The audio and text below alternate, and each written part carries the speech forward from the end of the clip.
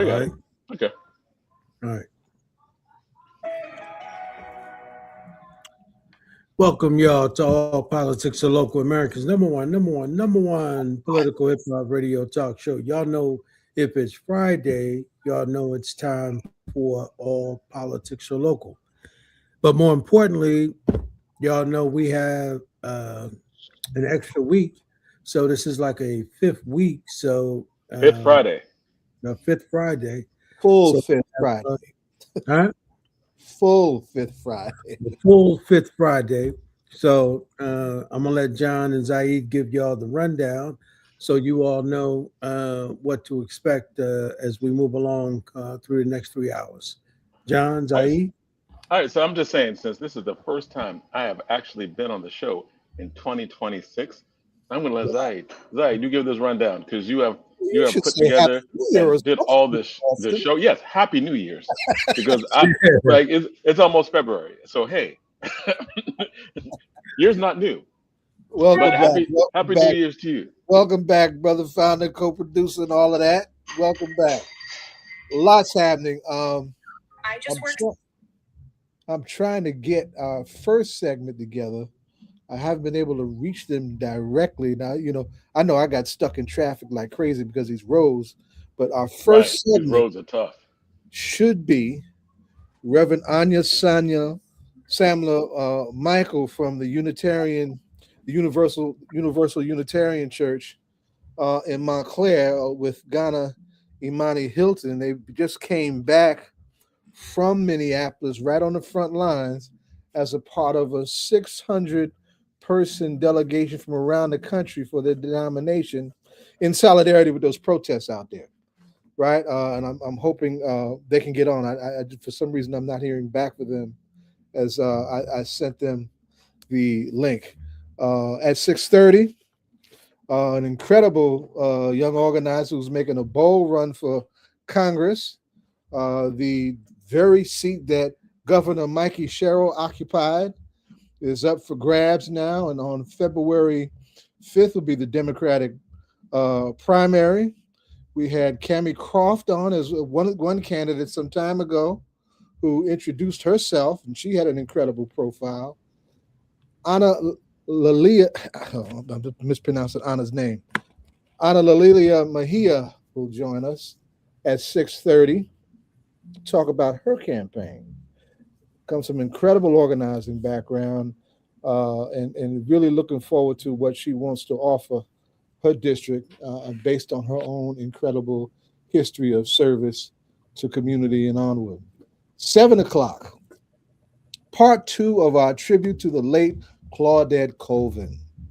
Miss Colvin was only 15 years old. She was the first of 5 women who, within the span of less than a year, each individually defied the segregated busing of Montgomery, Alabama, in the epic year that was 1955, that culminated, of course, the fifth being none other than the great Rosa Parks herself, that led to the Montgomery bus boycott. 15 years old, Claudette Colvin, the first one, and really paid a price for that stand that she made.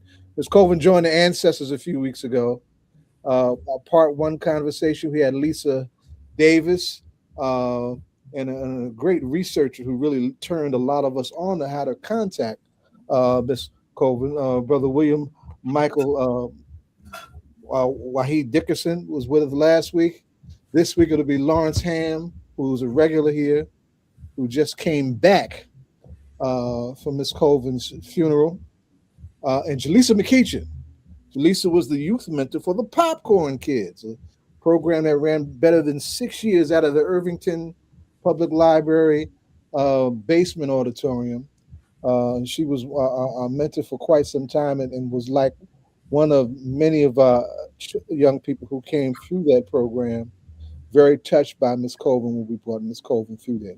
So they'll have an intergenerational conversation and appreciation on Miss Colvin. 7:30, Gloria J. Browne Marshall, fully loaded sister who's got a brand new book out called A Protest History of the United States. She will be featured in a book talk at the Montclair Public Library on February 4th. which happens to be the birth anniversary of Rosa Parks and the anniversary of the killing of Amadou Diallo. Loaded day, loaded conversation, loaded sister. We're looking forward to having her. 8 o'clock, Jonathan Edge, y'all tell me about 8 o'clock, and I'll pass off.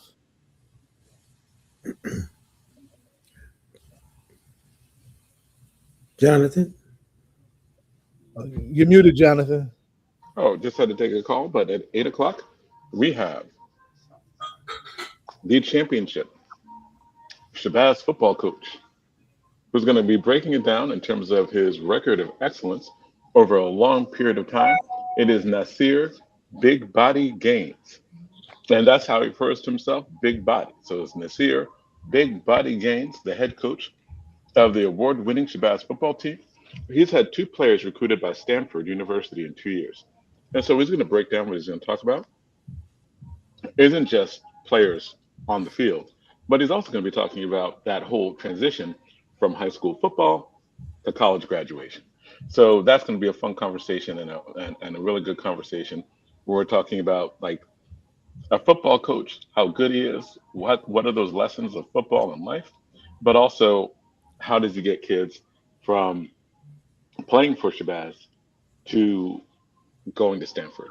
He's done it twice in 2 years, and I think that he, and from what I hear, I've never met him, but from what I hear, he prides himself on the academic achievements of his football players as much, if not more, than their accomplishments on the field, which are substantial. And we'll talk about all that. Awesome. And is the great DJ Rhino going to return? We haven't seen DJ Rhino in a minute. Is he returning tonight? Well, I hope so. We always put it out for him. He's always knows is welcome here. So we'll see. So the first guest, I know we're going to be talking about Minnesota, and we're going to talk about Minnesota with some people who are actually there. And the question is, what have you heard? What's going on that is different from all the stuff that we see on the news every single day? Well, the most recent, of course, is the arrest today of Don Lemon, Georgia Ford, both Black journalists who covered a protest that went inside a church in Minneapolis that was pastored by a leading ICE officer, right? They weren't a part of the protest. I'm sure they had some strong feelings about it in their own right, in their own way. They covered the protest the way a good journalist should do in the field. And this is a real test of what's left of the First Amendment for journalists covering protests, right? They are being charged with what's called the FACE Act, and I forget what the acronym stands for, but it's a long acronym that was put together to protect houses of worship and medical clinics from unlawful protests, right? So this case is really an ugly case. We were trying to also get this week Nakima Levy Armstrong, who was very much a part of that protest.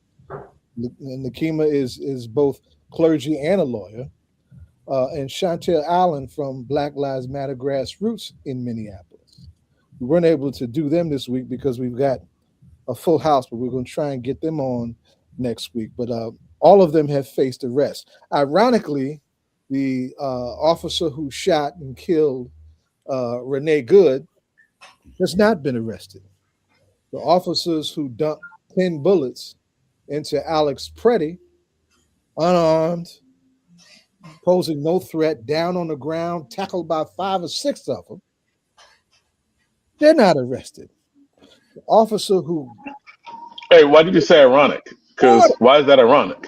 If they're going to arrest somebody that did something. But they like what they did. Why would they arrest people who did stuff they like? Arrest somebody that wrongly killed somebody. You're gonna arrest somebody who did something. Yeah, but Zaid, remember we're talking about a DOJ department that lost its mind. Go ahead, come on, Ed. I'm sorry, I'm getting wound up. Oh yeah, no, it's that. I mean, I'm loving your riled up, but the DOJ is actually answering to Donald Trump. So that, it's not about the rule of law, it's about the rule of Donald Trump's mind, right? So, I mean, you got to remember he let all of those January 6 folks out of jail, and most of them, from what I'm hearing, I mean, I don't have any evidence, but a lot of them, ICE agents now. yeah, are ICE agents. So, I mean, and they're also Proud Boys. So you got to remember they out there, with that kind of spirit, in the street and running around with masks and guns. I mean, you could only imagine what that's like when you come up against these people. Yeah, and some people said that if you see what they're doing and the lawlessness that they're willing to do on camera, and the lawlessness that they're willing to do to white people on camera, what's Yeah, going on with black and brown people that you can't see, And that that's are in these detention centers? I think there's going to be an entire history that's going to be written about what's going on that we can't see right now, but that if we have any understanding of history, we probably know what's going on. and the yeah, raw material of the writing of history is the work of journalists. That's why I'm coming back to Don Lemon and Georgia Ford. And there were a couple others whose names I can't recall, but those are two black journalists whose names we should all know, right? So that's that is so when they're coming for journalists, we're not talking about fascism because it's a word that makes for a meaty sentence or that sounds good rhetorically. We're talking about something that has real features, dynamics, and characteristics, and that does real harm to real people when they open their mouths criticizing their government. Right. And it's interesting how you see the stuff that's going on, and you even see some black people saying that anybody who is in the house of worship should be punished to the full extent of the law. And I get civil disobedience. I mean, if you are an actual protester and you trespass, then you are, fined for trespassing, whatever. And you're doing that to get the attention to a problem. But when they're talking about trying to give people 20 years for actual peaceful protest, that sounds a little crazy and or sane, depending on what you think of the current administration, as in consistent with what they're claiming that they want to do. I can't really get the way in which they're coming after journalists and how they're trying to silence people they disagree with. And we understand why they're doing it. And we understand that when people talk about fascism, they really should put this in the context of the history of the United States, that for us has always been fascist since its inception. As in, there was fascism before fascism, which was just white supremacy, which was just the things they did that where the law just didn't apply to us. Those consistent things just didn't apply to us. And now they're doing what they did to us to other people and continue to do it to us. So yeah, I think we should definitely support what's going on with the journalists, but we should also put that in the context of what they're doing with black journalists or journalists, politicians, anyone who disagrees with them. I've said since this happened that the most important case that we should be looking at is the case of LaMonica MacGyver, our congresswoman in the 10th district, Not dead right. who was absolutely unfairly prosecuted. We just could say persecuted by federal agents who assaulted another congresswoman, assaulted the the mayor of Newark, like arrested him under what was laughable false pretenses, and are accusing her with assault when they were the aggressors. And that is a case that I think didn't get enough attention at the time. I still don't think it gets enough attention. I still don't think people really fully understand that the stuff that's going on with Don Lemon, stuff that's going on with Georgia Forte, stuff that's going on in Minnesota, all of that is through being able to get away with doing this to a congresswoman, with doing and continuing to prosecute, gives them license to do everything possible until someone stops them, until there's some level of resistance that is higher. But until then, they're going to keep doing what they're doing. But people should go back and look at why there wasn't as much national outrage Now, what happened to a sitting congresswoman and back in the spring? Right, but again, Jonathan, you talking about a whole nother mindset that exists, inside the White House today. So you talking about a bunch of racists, running around, trying to figure out what can they do to totally destroy democracy, and particularly how can they destroy any rights that Black folks might have. So, I mean, if they, that old saying, if they come for them, at night, what's to stop them from coming for Black folks during the day? They've done that in the past as it relates to us. So, I mean, you have a bunch of people in what is it, 76 million people who voted for Donald Trump. I mean, you got a lot of folks in this country that are extremely quiet, and they will say privately that this is not what they voted for, but at the end of the day, it's altogether something else happening. So, I mean, the question is that what stand do we take as Black folks at this very moment, and how do we get in this fight? Because remember, we would not have been in this situation had not folks voted for Kamala Harris, right? We wouldn't be in this position. And unfortunately, that's where we are now. So the question is that, what stand do we take? Because the only way the only, and a lot of this is distractions too, right? But the only way that we're actually going to see this stuff stop is that we've got to begin to push back, right? And nobody knows how to push back better than Black folks, right?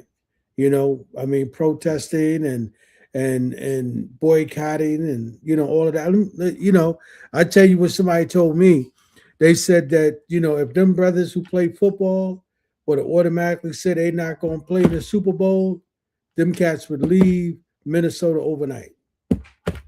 Remember, it was LeBron James who threatened that once before, that that the brothers who played on the Lakers weren't going to play basketball. Y'all remember that? Yeah, I do remember. That's during 2020.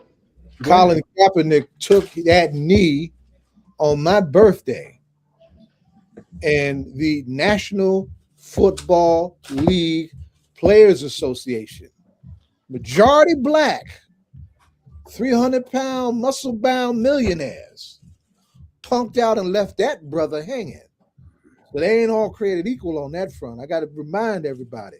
And I should say this too, that what we're talking about in Minneapolis, we're talking about a community that's 85% white, but there is a sizable Black population from Somalia, led by and represented by Ilhan Omar, who was just attacked herself violently, right? And so there is a protest paradigm there that needs appreciation on its own terms, and there's Black leadership throughout that protest, even though the protesters who we see in the news these days are majority white folks. And quite frankly, those white folks should be protesting. They should be doing exactly what they're doing. Yeah. Right? And I 100% appreciate it, right? Like, yeah, absolutely. I would liken what we're seeing in Minneapolis in terms of the protests there to the protests we saw in Portland during the George Floyd summer. It's one of the things. Protests primarily by white young women. Well, I say intergenerational because it wasn't young women. And Trump tried to bring out his secret forces and all.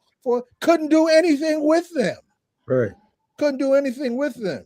And today itself is a national day of action in solidarity with the Minneapolis struggle. So there is definitely some resistance. The question is, can it be enough and sustained long enough to knock these folks out of office and get them the hell out of the way? I think what people are realizing all over the country is that this is a fight to see on multiple levels. But the major one is, are we going to be a multiracial democracy? is that going to be a thing? And there are a lot of young white people who are putting themselves on the line, and that is great, right? Like, because when you're looking at the 60% of white people who voted for Trump, there are like 40% who did not. And many of them are like, we don't want to go back. We don't like that type of society. And many of them that you see on the streets are willing to put their bodies on the line for that. And I think that's necessary for the country to become whatever the country is going to become, right? It's not about it, like, I think that a lot of people are like, black people should be upfront and all this stuff. I'm of mixed feeling. I'm of a feeling of we ain't create the problem. I think that it is good that white people are fighting against white nationalism to the extent that they are and putting their bodies on the line to push back against white nationalism in the way that they are.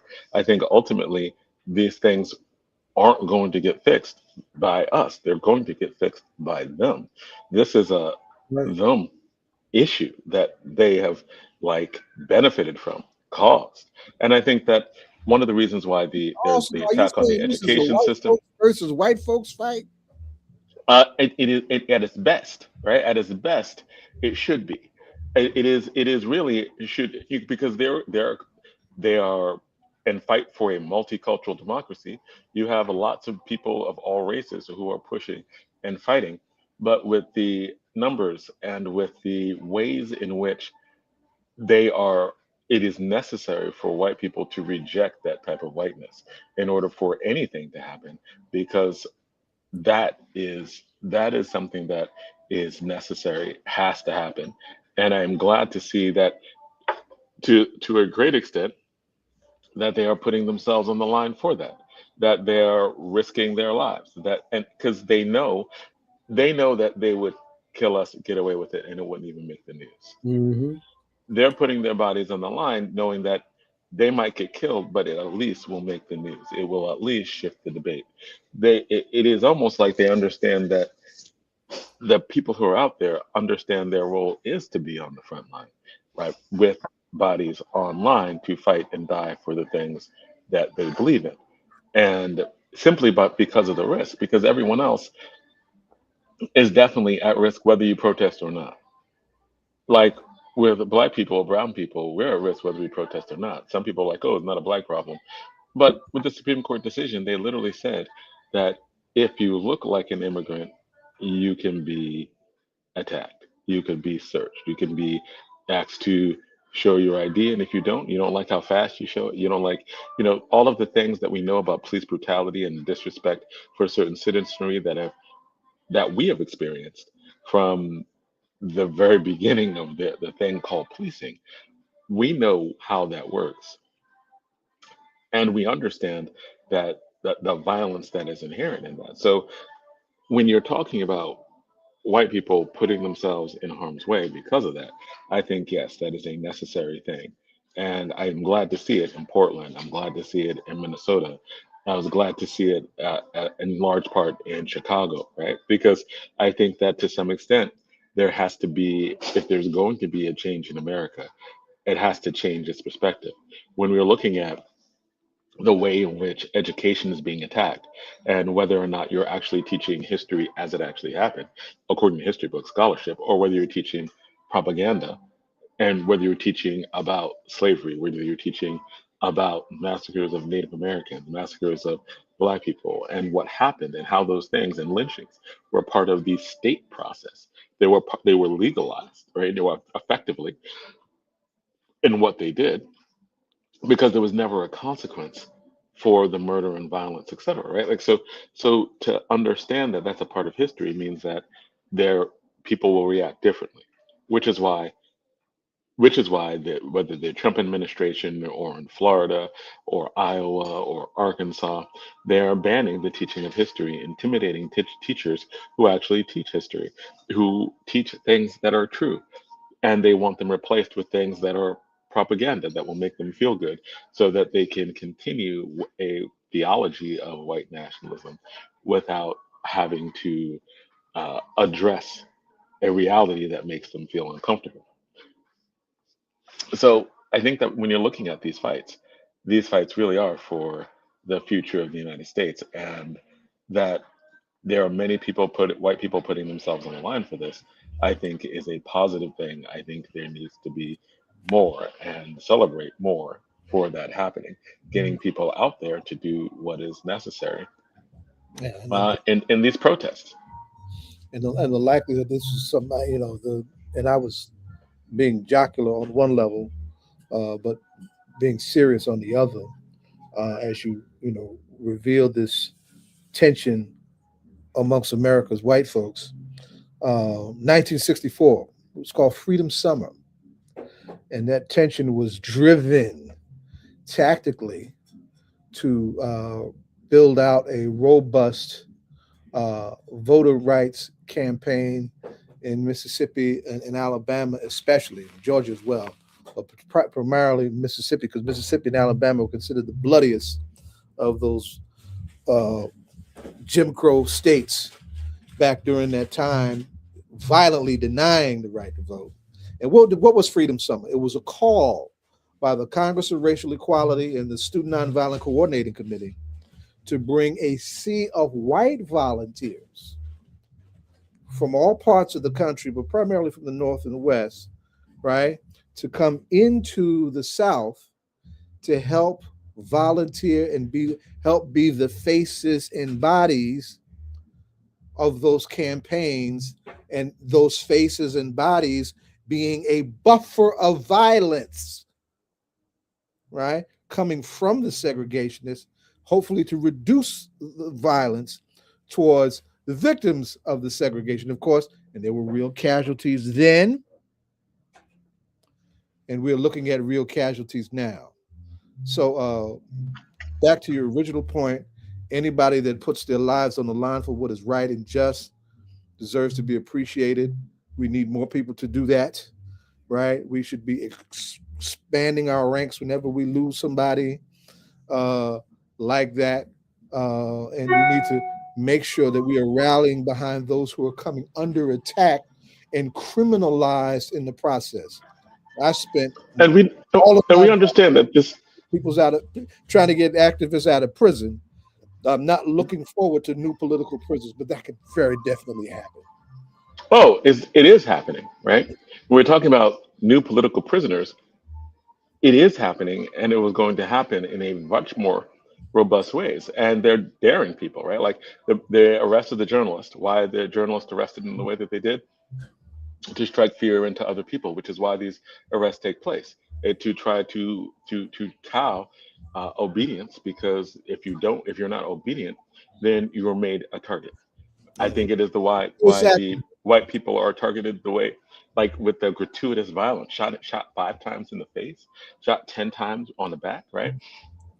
Like this is, I think that there's a certain level of anger. And when you talked about what happened in the civil rights movement during Freedom Summer, and I'm thinking of Cheney, Goodman, and Schwerner, right? Like the Right. brother and two white people who are murdered together. And I think that they make these statements that, if you want to hang with them, then we will kill you like them.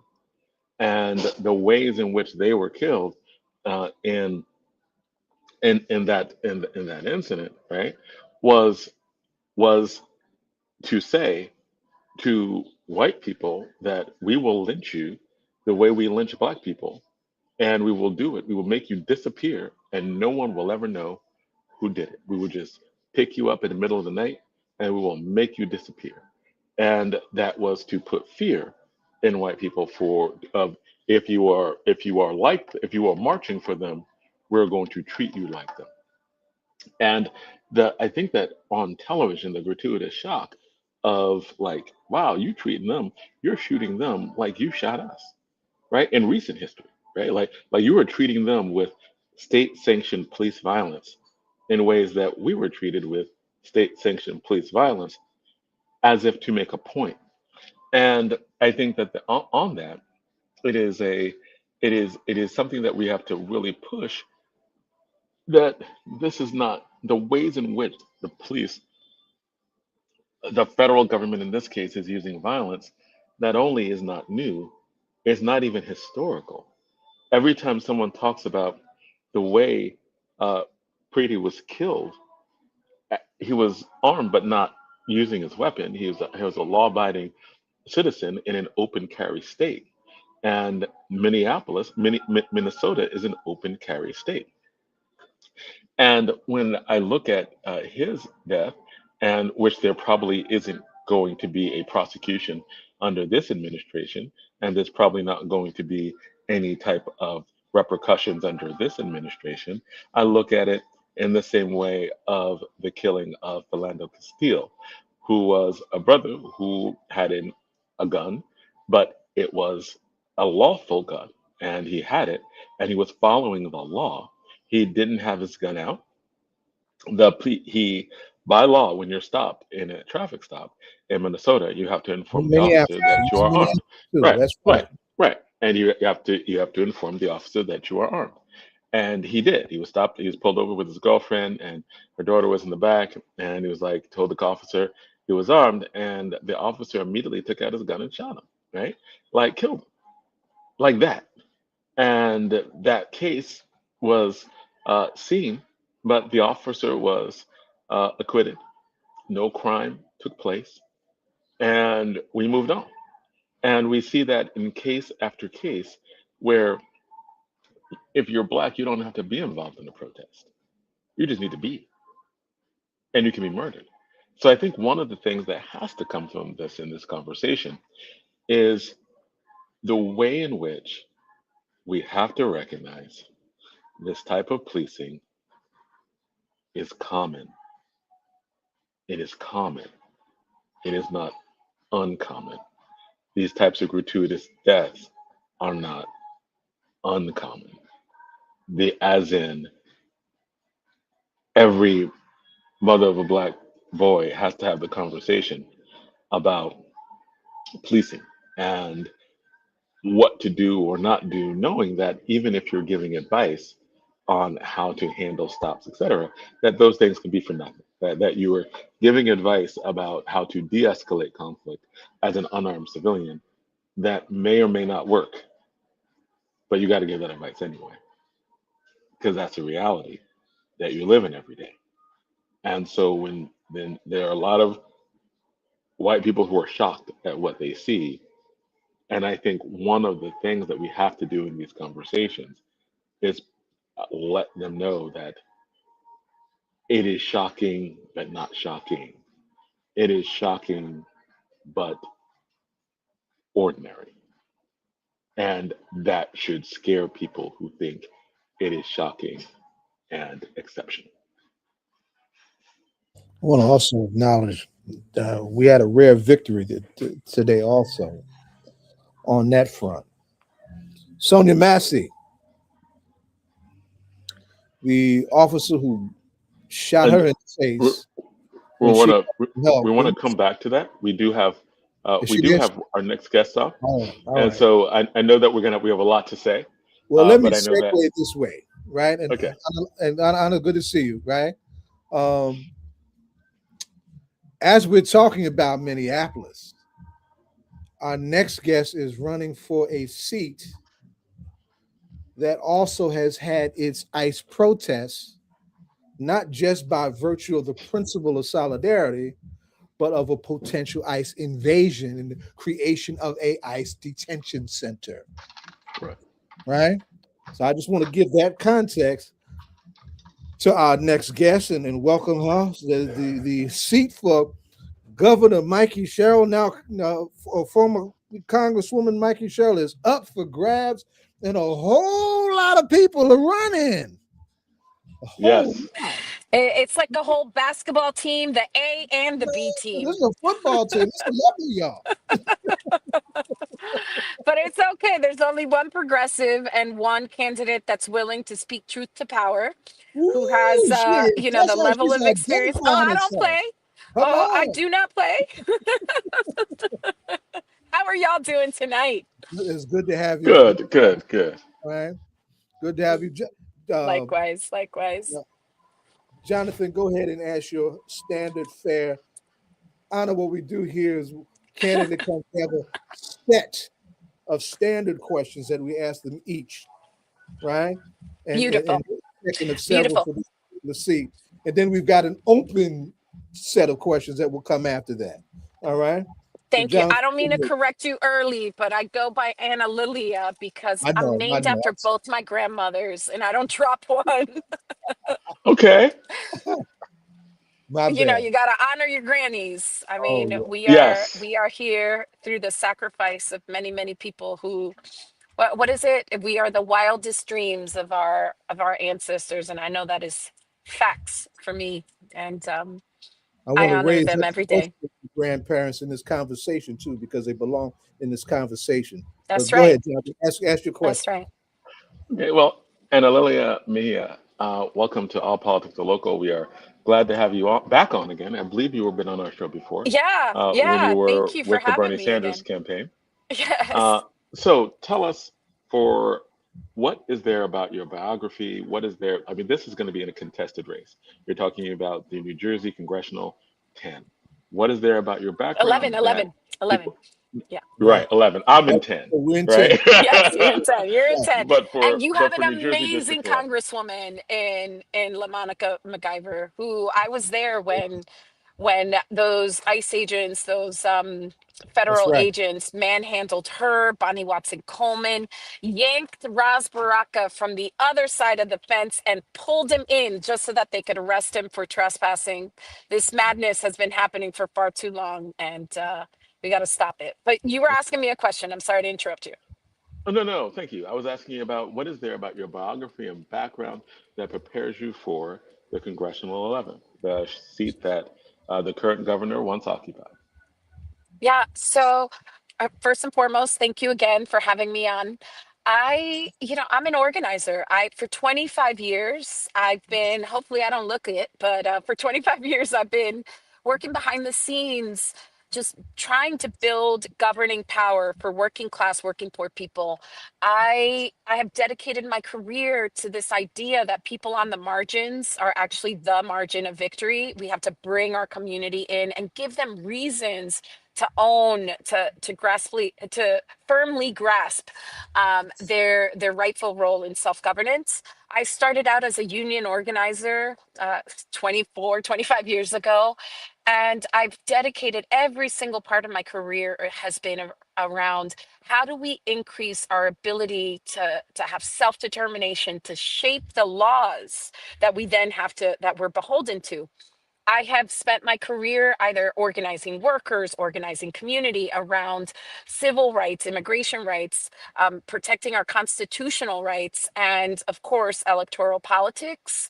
I actually, part of my work included running the Working Families Party. And not ironic, but interesting, is that I worked to help flip congressional districts like I worked with organizers to deliver Mikey Sherrill's victory when she first ran for Congress. I even helped lay some of the groundwork that delivered Malinowski to Congress. My work has included fighting to raise the minimum wage to 15.92, to include that cost of living increase and not leave anyone behind. I fought to ensure that workers had earned sick days, or we changed electoral law so that it was easier for our communities to vote.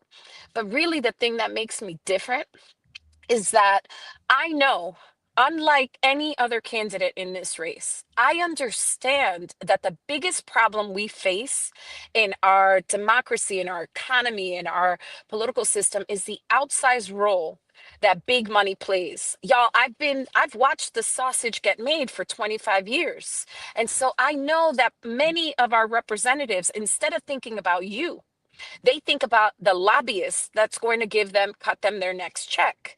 And they are so focused on getting reelected through that mechanism that they vote against your self-interest and sometimes even their professed values. Well, I'm an organizer that believes in people power. I'm not taking money from corporate interests, from corporate PACs, from lobbyists. What I'm doing is talking to people because I know the people united shall never be defeated. And so I have over 7,000 people have contributed to my campaign on average, like contributing under $100, like $67. I have 800 volunteers who have put in over 2,000 volunteer shifts to help deliver this victory for working class people, for community like ours. And I am committed that I will speak truth to power because I'm not beholden to those guys. I know what's up. I know that every time our communities grabbed words of freedom and try to pull them to cover more and more folks, there has been a reaction, what I call a snapback. And what the shape that it's a formula. What usually has happened across moments of history is that, think about what happened, you know, after the Revolutionary War, after Reconstruction, after both civil rights movements, after the election of Barack Obama, up until this moment. Every time we had the audacity to say that the benefits of this land should be equally distributed, that we should all have an opportunity to thrive, at least a shot to thrive in these United States. The status quo, the powers that be, they get angry, they try to reinstate the status quo, and they do it in a particular way. They take over the Supreme Court. That's what we have now. They move in state sanctioned violence. That's what we have now. They corrupt the laws so that less people can vote. That's what we have now. And it's usually driven by unscrupulous, authoritarian like executives. That's what we have now. And so, do you want to send someone to Congress who can't articulate that, won't stand up to that, won't even stand up to the Democrats who facilitate it? Or do you want to send someone that is going to be no nonsense, speak truth to power? Because I know that the way in which we stay free is being active, engaged, and saying no to this madness and owning our power. So you asked me what I'm about, what makes me different, like why am I the one that folks should support? Well, that's what I tell you. I'm clear. I'm clear-headed, committed, and I operate with integrity. And I know that that's going to deliver what we need on February 5th when we go through this special general and all the way through into November 2026. That's what we got to do, and that's what we're going to do. So thank you. Thank you for the So, question. no, thank you. And you said something about wealth and very wealthy people who control the political process. Hmm. Do you think billionaires should exist? And would you use your your power, your influence in Congress to shift the United States in a direction where we are really seriously thinking about how much is too much and how much wealth is actually too much power? Look, I am a believer that we need to have tax fairness, equitable practices, that people, that the working poor and the millionaire or billionaire should have the same footing in our nation. And we know that we do not. And there are multiple reasons why. Citizens United, and which says that money and corporations are somehow people. That's insanity. I believe that we should have the kind of system, economic system, that ensures that people pay their fair share. It's not so much that I'm against billionaires, although I think it's disgusting, and trillionaires, ni se diga. I mean, talk about excess to the level of I mean, immorality, in my opinion. But here's the bottom line: it's not that I don't it's not that I am like, you may not thrive. It's that you may not set up a system that is extractive, that denies people the building blocks for them to thrive, that you somehow set conditions in which you can enrich yourself and add an extra zero to your offshore bank account while people are dying without health care, while children are not receiving the level of education that allow them to build decent, thriving, vibrant lives. That there should not be hunger if there are billionaires. You know, if we're going to have a system in which people can enrich themselves to whatever degree, then we should have the kind of equitable system that allows people to thrive. But here's the thing: our systems are built on extraction. They are built on a foundation of some people having a lot and many people having a little. And there are more of us than them. But the way in which they keep us from our power is convincing us that we don't have any, convincing us that it doesn't matter to vote, convincing us that somehow politics is dirty, when politics, in fact, it's people who could be dirty. Politicians are dirty, but our electoral system is the mechanism in which you, me, us get to set the conditions in which we have to live under. Why don't you want to set the rules that you got to play with? So, I would say in the end, what we need is greater equity. We need to have less extractive systems. We need to understand that the price of admission to a decent society is that everyone contributes, and the way in which we do it is fair taxation. And that's one of the many things that I'm going to be fighting for, and I have been fighting for in New Jersey and And, beyond. and by fair taxation, you mean that that there's a substantial tax on the Yes, wealthy, and yes, just unearned and accumulated wealth. Because, one of the tax loopholes that happen with the very wealthy is that the gains that they make on investments, on all of that non-work, non-sweat equity, um, uh, benefits, income, wealth that they accumulate is not taxed at the same way in which a hardworking bus driver or waitress or doctor even, or, organizers actually pay. So we need to close those loopholes so that people are paying their fair share, so that it's not just on earned income, but also that accumulated wealth. And that as you you know, are given opportunities to make more and more, that you are contributing into the collective at a higher rate, because it does not make sense that a nurse who works, 60 hours a week is paying more in taxes than Jeff Bezos. That's crazy. Or some millionaire in New Jersey. I fought for the millionaire's tax, and now I want to fight for a national, like, fairer taxation, because I know that's how we afford the kind of resources and safety nets that allow everyone to have decent lives. that was really the first question, talking a lot about domestic policy and what some of the major issues are, what would change in domestic policy. In foreign policy, are there on foreign policy, are there countries that get U.S. money and U.S. military equipment that you would demand a change in? Yes, I suspect you're asking me about Gaza and Israel, but I will let me put Could it be this other way. countries too. There It are out there. I actually just other throw it out there. countries. So here's the thing. Let me share a little bit about myself. I my parents immigrated to the United States. My father was a Dominican. I lost him 2 years ago. He was 97. He was born in 1926. My father was born in the Dominican Republic and lived under a dictatorship for over 30 years. My father would tell me about how difficult it Real, was to Trujillo, real. exactly. Mhm. Trujillo.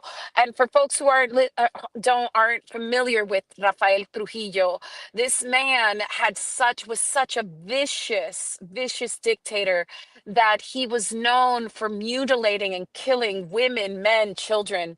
He ran a massacre of the Haitian people where the rivers were said to run red with blood of human beings. This was a vicious dictator. And for my father would That's tell why me the that, United States. Right. yes, backed by the United States. In fact, when Rafael Trujillo is assassinated and the Dominican people move to elect their first democratically elected president, Juan Bosch, my father campaigned for Juan Bosch. And then what did the United States do? Came in and ousted him, undid the will of the Dominican people to install another lackey, because they will trade democracy. They will trade democracy for their avarice. And so I know that there have been moments, and there are moments right now. In fact, we are living in it literally right now, in which our own government will trade the freedom and liberty of other people, usually Black and brown people, in order to accumulate greater wealth, accumulate more land, or have the kind of relationship that allows them to dictate the lives of other people. That is wrong. So I would stand in opposition of giving resources to any country that uses it to deny people their rights and liberties. I most certainly wouldn't want to give resources to a country that is indiscriminately bombing innocent civilians. I know that when we open the door for that level of inhumanity, that comes for all of us. And I am an Afro Latina. I'm a Black woman in America raising Black sons. I know the price we pay when we deem some people unworthy of protection, where we say some people are not worthy of being defended or having their rights upheld. I reject it wholesale. I understand what happens when we treat each other with indignity or inhumanity. And I won't be quiet about it because I don't have to. I'm not beholden to these corporate interests. I would rather lose than lie. Except, you know what? I think that many people in this district and in New Jersey feel the way I do. And I suspect that on February 5th, I'm going to be shocking some folks with my victory. I like the line you said. I'd rather lose than lie. Yeah. What can you just expand more on that? What do you mean, and what do you see in other candidates, and not necessarily for the 11th, but in other candidates who try to win but lie? What lies are you talking about? Well, so what I have found most interesting, and this is both as an organizer who has, worked again tirelessly to create a narrative, to create a set of demands, to set an agenda so that our issues take prominence and that we can fight to win. And what I have learned over these 25 years is that many elected officials are more focused on whether or not they're going to win their next race and get their next donation than they are adhering to their morals and values. I've watched people. Uh, I've watched people say one thing in one community and then express themselves differently, sometimes wildly differently, in different communities. Why? Because they're trying to bend themselves, contort themselves to appease instead of being aligned with a true set of values. What I tell people is that you may not always agree with me. We may have some disagreements. They will not be rooted in injustice. They will not be rooted in dishonesty. And you will know where I stand. And I just firmly believe that, you know, I feel called to build a more just world. I'm a person of faith, and my faith tells me that I am responsible to help create freedom and liberty for my brethren, because the way in which I protect my humanity is by demanding and protecting the humanity of others. And I could see it. I've tried to move politicians. I'm in right now, I'm running in a race with, a gaggle of candidates, and I could see the adjustments people make. And it saddens me, but I also know that most people like me reject it. What we want is a true representative that moves with integrity, that isn't going to capitulate. I don't want to tell on people, but y'all know what I'm saying. Even though we welcome telling on people here, I mean, it's always good Yes. if you want to be Yes. like But I just also call believe someone in the out, but you don't beloved have to. You don't community, have to. y'all. No, well, the You get to my practice. question. Go ahead. Keep going. Well, I believe in this idea, what Martin Luther King used to call, we are called to have righteous indignation, that we are to challenge injustice, but that we should always be thinking about how we rebuild towards a beloved community. And so I can be in ideological opposition with people. I could call out the sin, right? It's like hate the sin, but love the sinner. And so that's why I refrain from going all in. But again, I know community understands what I'm saying. And I'm sure y'all stand with me in rejecting that kind of duplicity. Well, I'm glad and just point of information for the audience too. On the national holiday for Dr. King, there was a big rally for you in Jersey, led by none other than Senator Bernie Sanders. And we're at a time in this country where what Dr. King meant in terms of nonviolent direct action and beloved community needs to be relearned, re-embraced, and restudied. So I'm glad you said that. That was one of the questions I was going to ask you. Now we're up against the clock, and I want to appreciate your time, but I want to ask you a loaded question. And Ooh, you've let's touched go. on it already. Now you Yeah. touched on your dad's DR history, but you also Mm. have family history in Colombia. Yes, my Right mother next is to Venezuela, Colombian. right? And you've lived in Venezuela, I right? did. I did. Right? I did as a And, and, child. and, and that was a turning point in your life as Yes. someone who would later become a union organizer. This is Yes. a space where we tell to reach our people, we tell our stories. We organize to empower people so they can tell their stories. Tell your Mm. family story on that one, baby. We need you to do that. So, look, my father came to the United States in the 60s. He actually comes to the Dominican Republic. This is a black man that doesn't speak any English, lands in the Carolinas, and is like, ooh, I need to keep going north because I can't fully understand what they are saying to me, but I know that there is injustice. My mother immigrates to the United States in the 70s. Both of them are fleeing economic and political violence. My mother was a nurse in Colombia. She comes to the United States. The work that she could get is as a garment worker. My father made sewing machines. He worked at Singer. My mom worked in a sweatshop. One day my father falls down a flight of steps. My mother is has a 1-year-old daughter pregnant with me. My father breaks his back and my mom finds herself in the United States, an undocumented woman with a husband that is critically injured and sick in the hospital, a 1-year-old daughter, and a baby on the way. And what she found herself was that poverty, that the lack of safety net, she denied her her right to motherhood.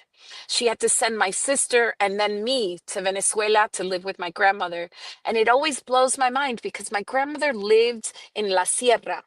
Caracas is like a pot, and it is an earthquake prone part of the world. And my grandmother lived on the side of a mountain. And it made more sense to my mother to send her infant and her 1-year-old daughter to an earthquake prone part of the world on the side of a mountain because it made more sense than keeping us, raising us in Elizabeth because she couldn't do it. My mother regains her right to motherhood when my sister's like 4 and I'm like 2.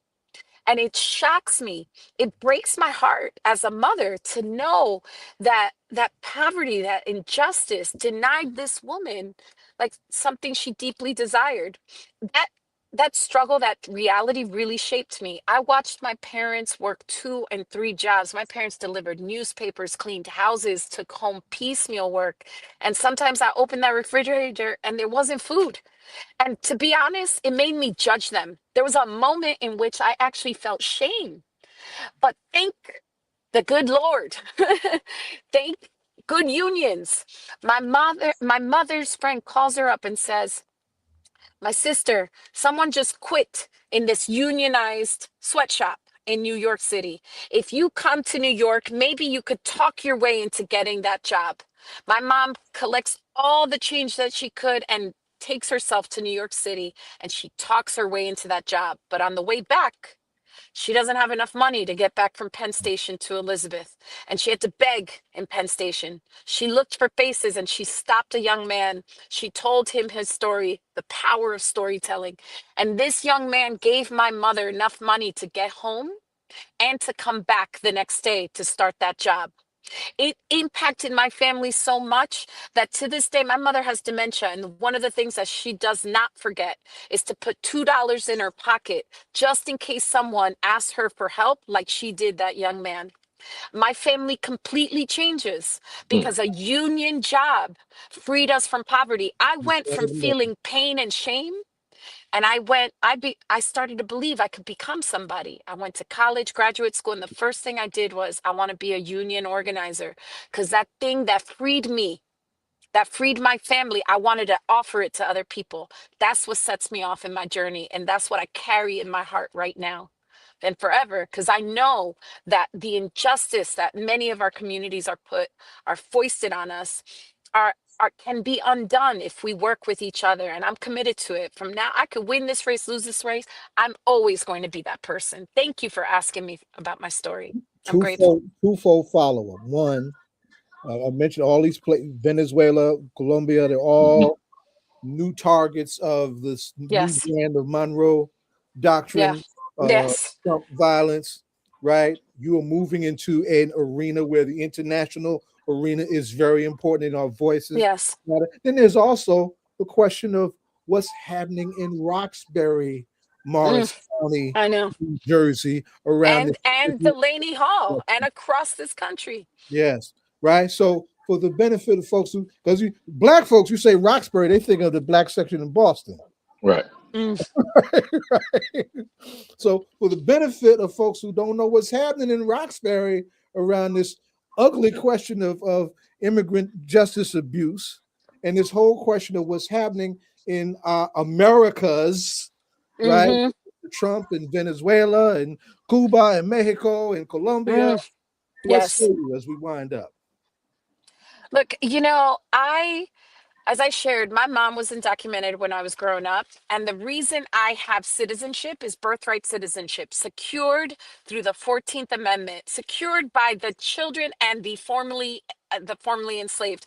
My husband is a black man from Detroit by way of Alabama. My husband and I both are U.S. citizens because of the same reason.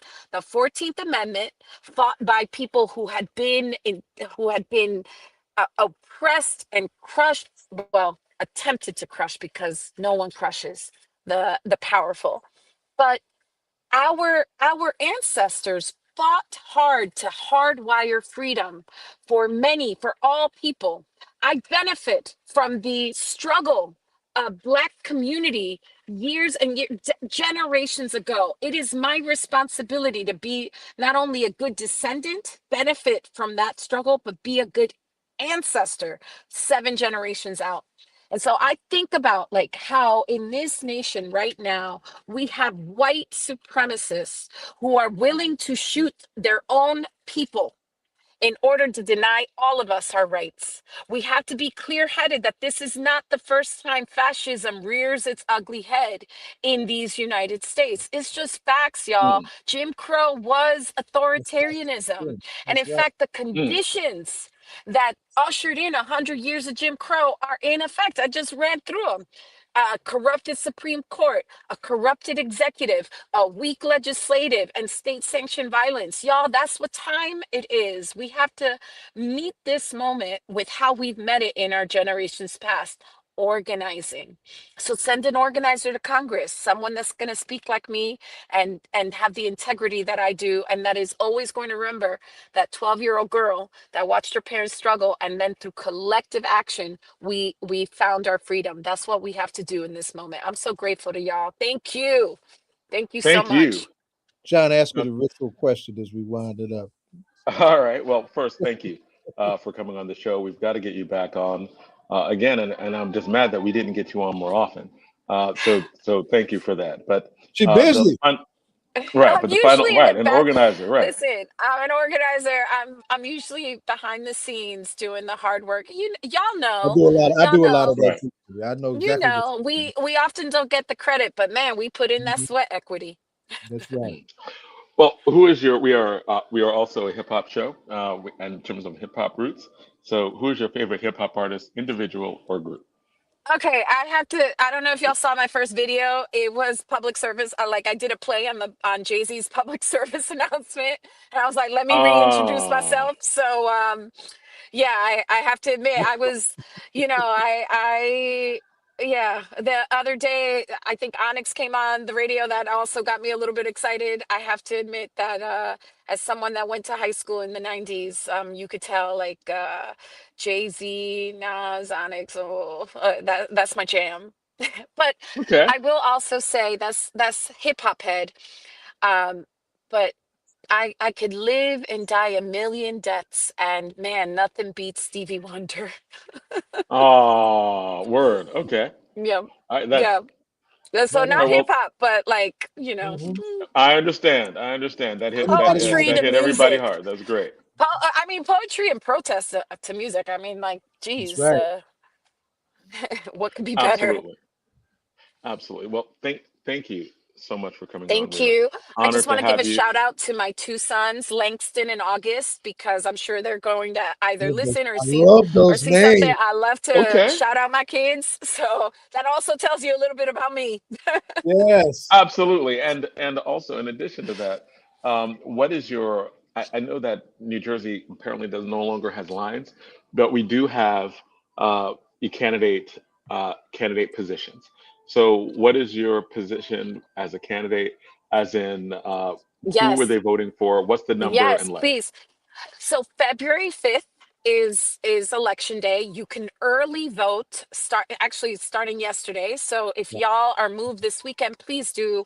There are storms coming and we need those votes in the bank. I will share that in Essex County, I am number one. Vote for number one. In Morris County, I'm number two, and in Passaic County, I'm 12. So 1 2 1 2, and it couldn't be. I couldn't make it up if I tried. This is All how I right. know that Yeah. victory is ours, my people. We just need to reach out and grab it. So I hope y'all join me. I know that people power can deliver the day. Please, please, we have to have hope. We have to be inspired, and we know that we've already won. Like we just have to put in the work to bend that arc of the universe towards justice. That's our job. It's a relay race. This is our turn. Let's hold that baton and let's make it happen. Thank you so much, and Thank again, you. honored to have you. Thank you. I'm so glad. Hey, how you doing, Larry? That's one of your endorsers just jumped in here.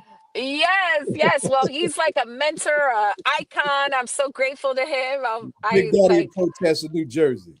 Oh man, I mean, talk about someone that I always would be like, please don't have me speak after Larry Hamm.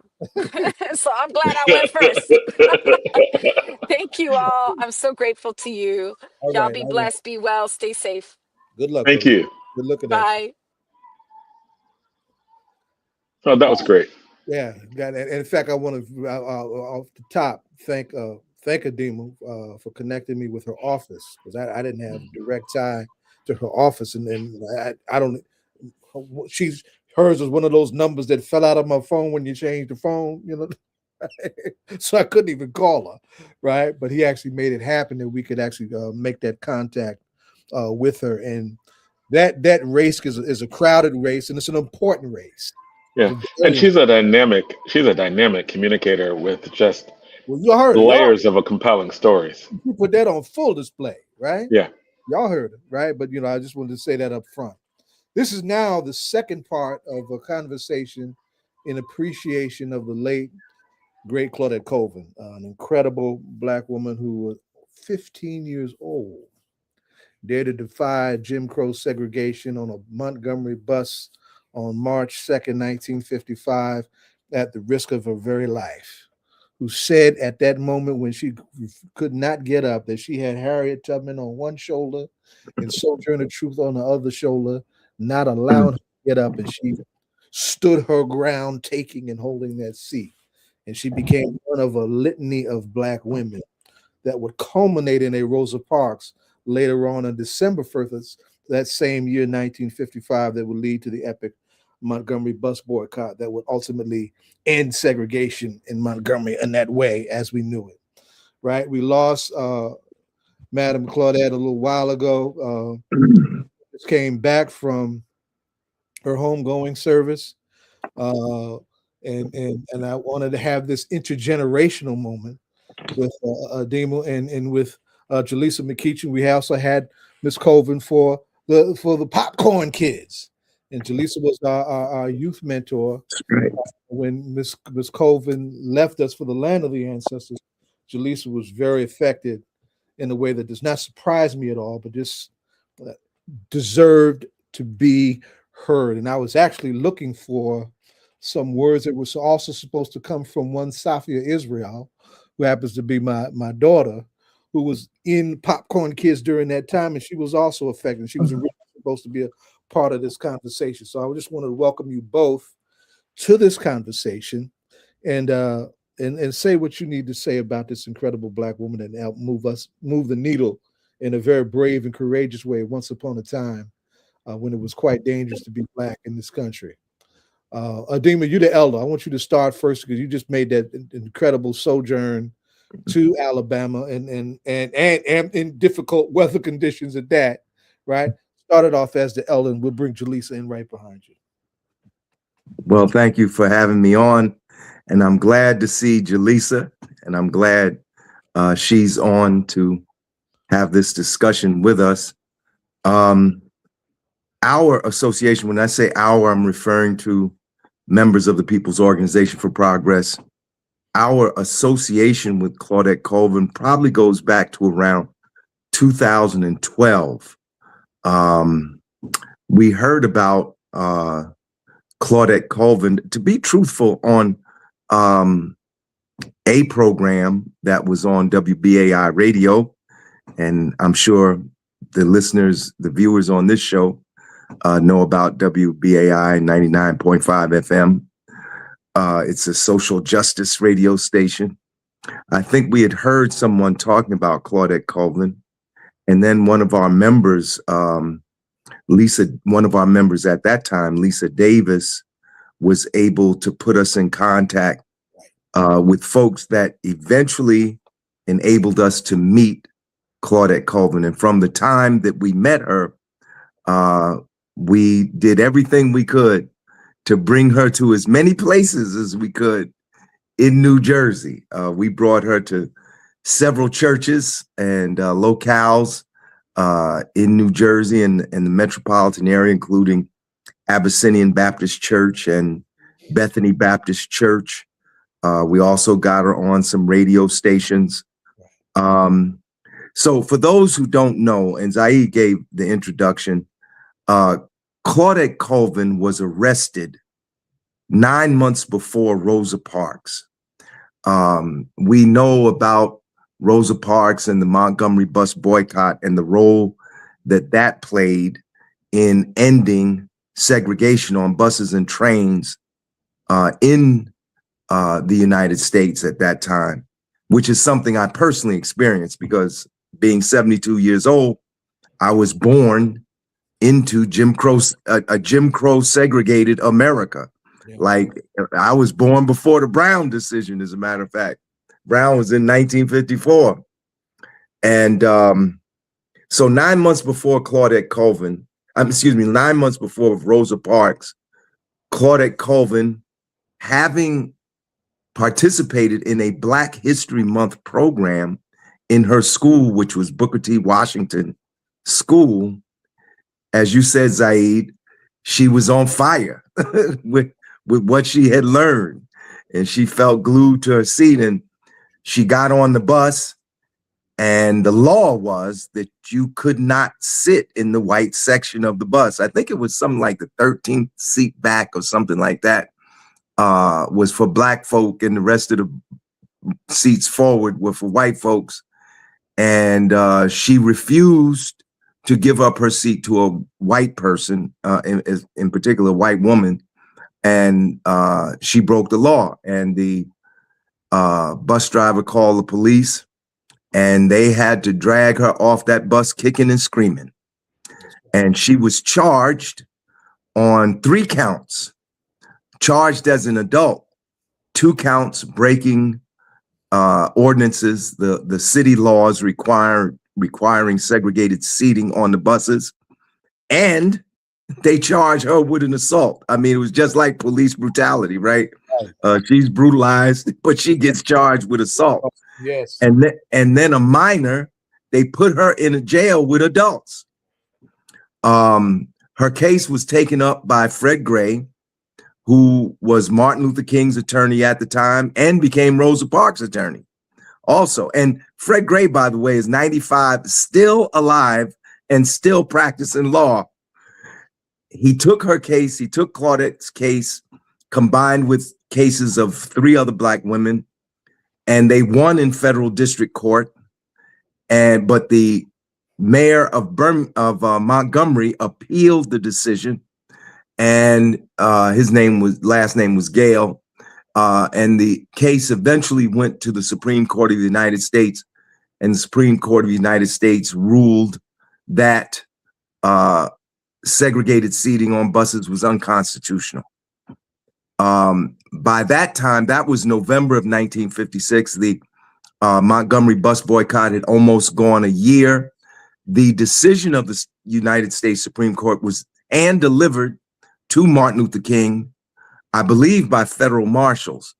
And after discussing it with the other leaders of the Montgomery bus boycott, they decided to bring, after 381 days, they decided to bring the boycott to an end in late December of 1956. So many people don't know. They know Rosa Parks, but they don't know Claudette Colvin. And it was, in fact, her case that brought about the declaration that segregation on buses was unconstitutional. You see, Rosa Parks, when she was arrested, she was charged with disorderly persons. She was not charged, and there was a reason for that. Rosa Parks was a well-known civil rights advocate. She was not just the average person. She was a well-known civil rights advocate. She was the secretary of the Montgomery branch of the NAACP under the leadership of E.D. Nixon, who was a Pullman car porter, by the way. And they didn't want to go hard on Rosa Parks because they thought there would be a major backlash. So they threw the book at Claudette Colvin, seeking to make an example out of her. But what man would do for ill, God would do for good. And by doing that, they in fact caused that legal case and the end of segregated seating on buses in Montgomery. And just let me finish up with this. Her sister, Gloria Laster, reached out to me in December. I think it was, the date was December 27th, to inform me that Miss Colvin was in a hospice, and in her words, was going to pass soon. So her death on January 13th was not unexpected. I'm thankful that I'm part of an organization that saw fit to send me. I did not go as an individual, simply as an individual, to Birmingham for Claudette Colvin's funeral. And just let me say, I thought Claudette was born in Montgomery, but she wasn't. She was born in Birmingham and was buried in the city of her birth. And I'll talk more about the funeral and the services after Jalessa gives her input. Jalessa, come on and jump in. You were deeply affected by your own experience, your own firsthand experience with Mother Colvin. I want you to share that and why that was so important for you and so important for your generation to hear you and the children behind your generation. You somebody's mama now too, right? So yes, please tell us your own take on Miss Colvin.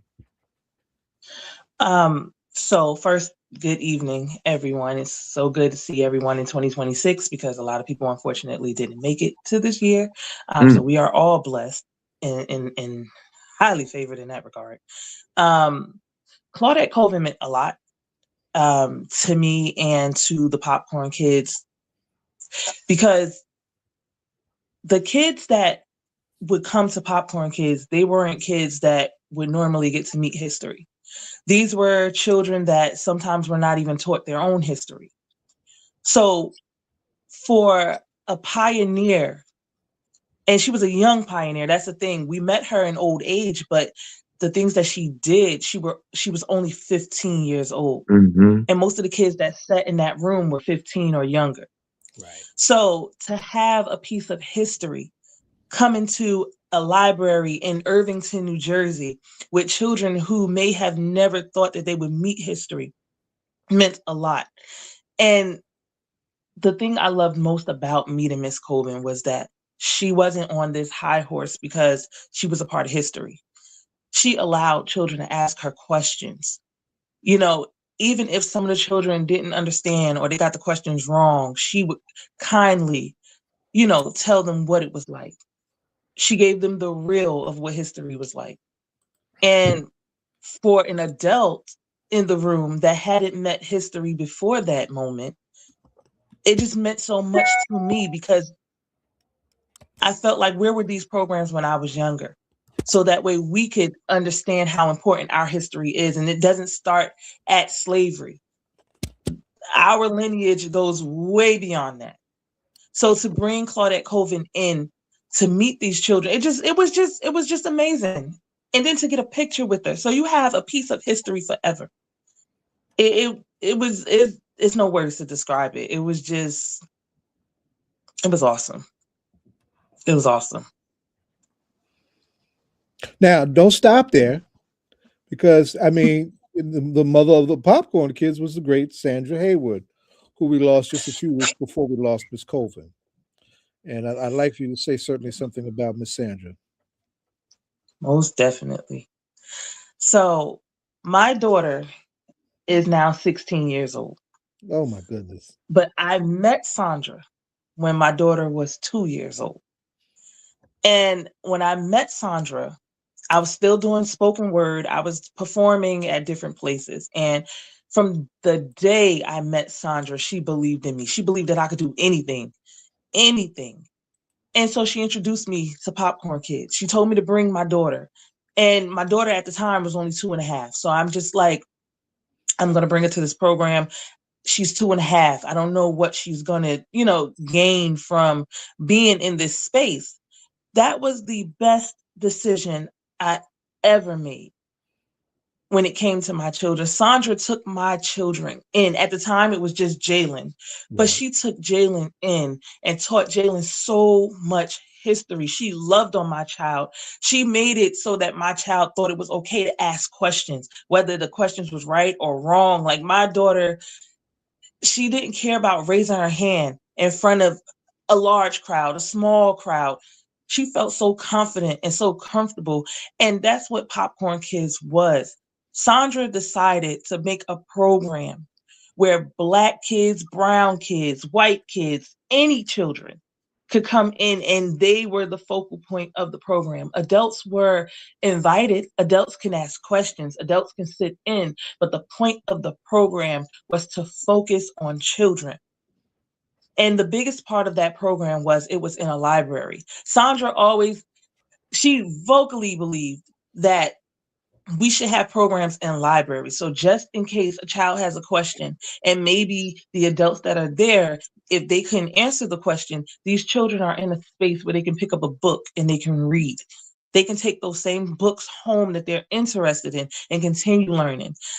Every last Saturday of the month, we did Popcorn Kids. And it was just a space where anybody was welcome. Sandra made everybody feel welcome.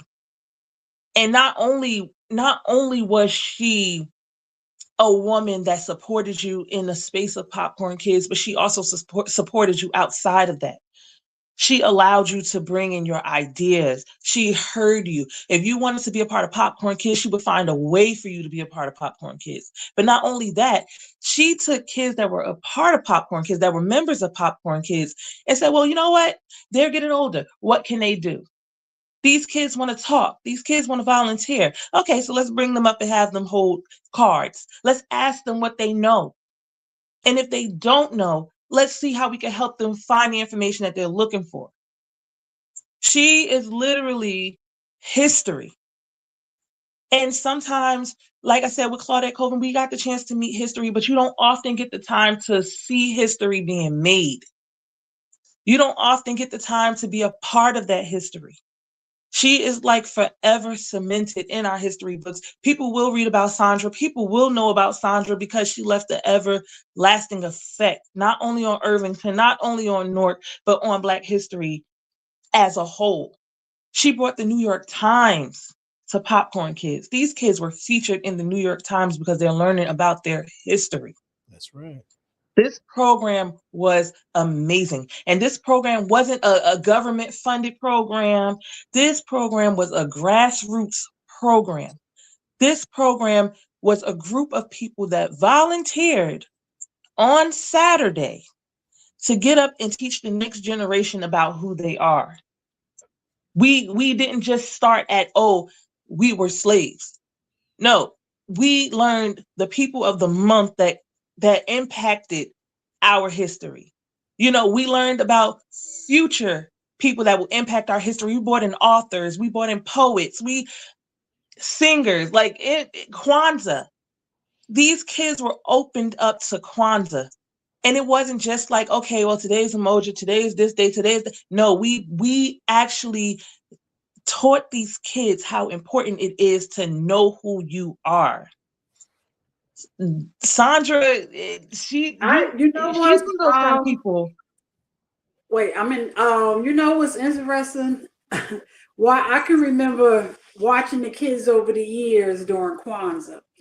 And I thought about that because there was one young man, he was more stocky, and he would get up and he would be like, this is this, and emotions this, and he was just like, you know, and he must be about 17 or 18 now. So I would love to see, you know, maybe one night at Pop, we can do like a set aside for the young kids to come back, just to kind of reflect to see where they are now based on the years, you know, of them participating in Pop. Because they were, because Larry, remember the picture that you had? Was that from one of the kids? Remember the picture you had?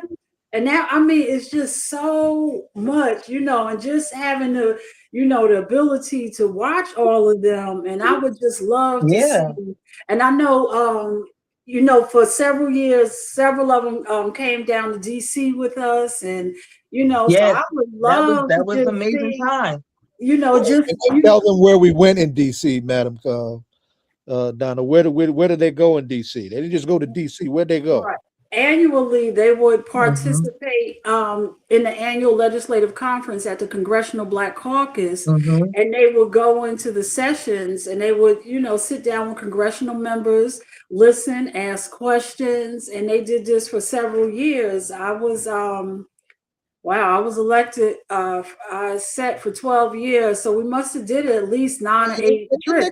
Didn't they go to that big old museum for our people? We did a trip. We did a trip to the African American Museum as well. Yeah, so we, you know, and it's so funny. Trips. And then it's funny because my daughter, every year after the trip, we would go down to the Dr. King Monument, and then they would walk around the monument and everything for a period of time. So yeah, I'm sorry, your daughter? Yeah, when we went down to Washington for the Congressional Black Caucus, she was 5, and now she's 16. Right. So and we still look at those pictures today.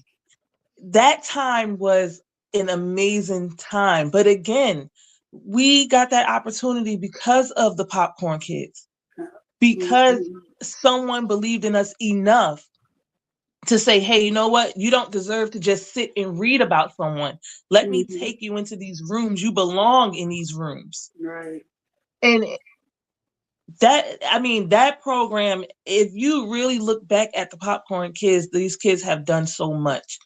And it was because of the thoughts and the dedication of Sandra Hayward. The Amistad lesson. Yeah, it was so much that they would do. But I don't know, Chairman, if we could do a day and just set aside on a Thursday to have some of the kids just come back and do a reflection of and just listen, because I know those years that were planted in those students are just, I know they are just, whew.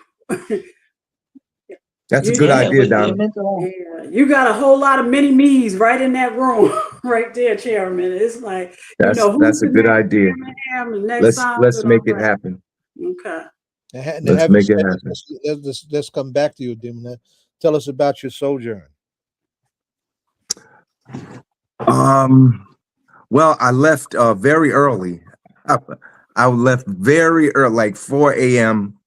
on Friday, the 23rd, because I wanted to get to the wake, the viewing of her body.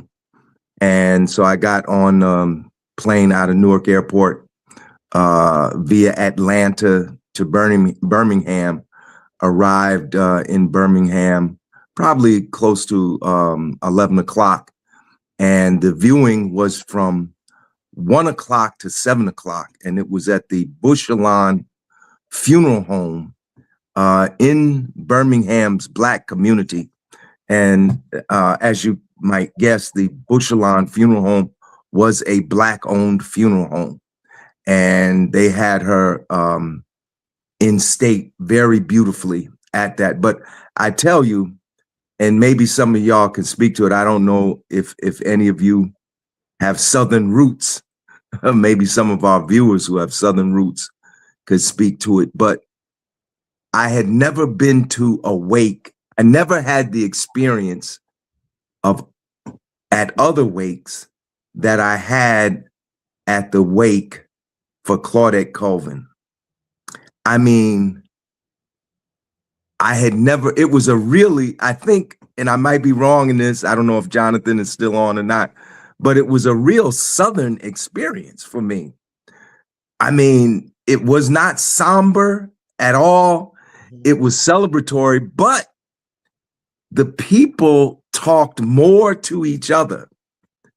You know, in fact, the whole discussion was about genealogy and how everybody, and imagine this discussion went on for like 7 hours, how everybody, well, 5 hours because there was a program like around 5 o'clock. So how everybody was related to Claudette. Wow. I mean, the whole history of her family, even one family member was talking about why they used the Colvin name, that there had been another name. And the great-grandfather who had been born into slavery initially had one name and decided to use another name. And I mean, it was really like a family affair, although, you know, I don't think most of the people who came were family, but somehow in the discussions, you know, everybody was able to find a common relative. I mean, it was something I had never experienced before. I hadn't experienced that at all the wake, and I've been to many wakes and many funerals in my 72 years. And it was something to really experience, you know, the deep roots that her family had in that community going all the way back, you know, to the period of enslavement. And I got to meet her. She had other sisters. You know, you can't define a person by one thing they did when they were 15 years old. Claudette Colvin was a mother, a grandmother, a great-grandmother. She came from a large family. A number of her sisters were there. I met and talked to two of her sisters, Joanne Lawson and Bernice Chambliss. So that was on Friday. And as you can imagine, this was an event for that community. I mean, from the time I arrived at the funeral home till the time I left, there were television cameras there, you know, there were news people there from the various television stations, you know, and then the funeral was held the next day. That was at Greater Shiloh Missionary Baptist Church in Birmingham, a huge church, like one of these mega churches, you know, and they picked the right church because even that huge church was packed. And, you know, what was odd was when I first got there kind of early, and the sanctuary was divided into 3 sections.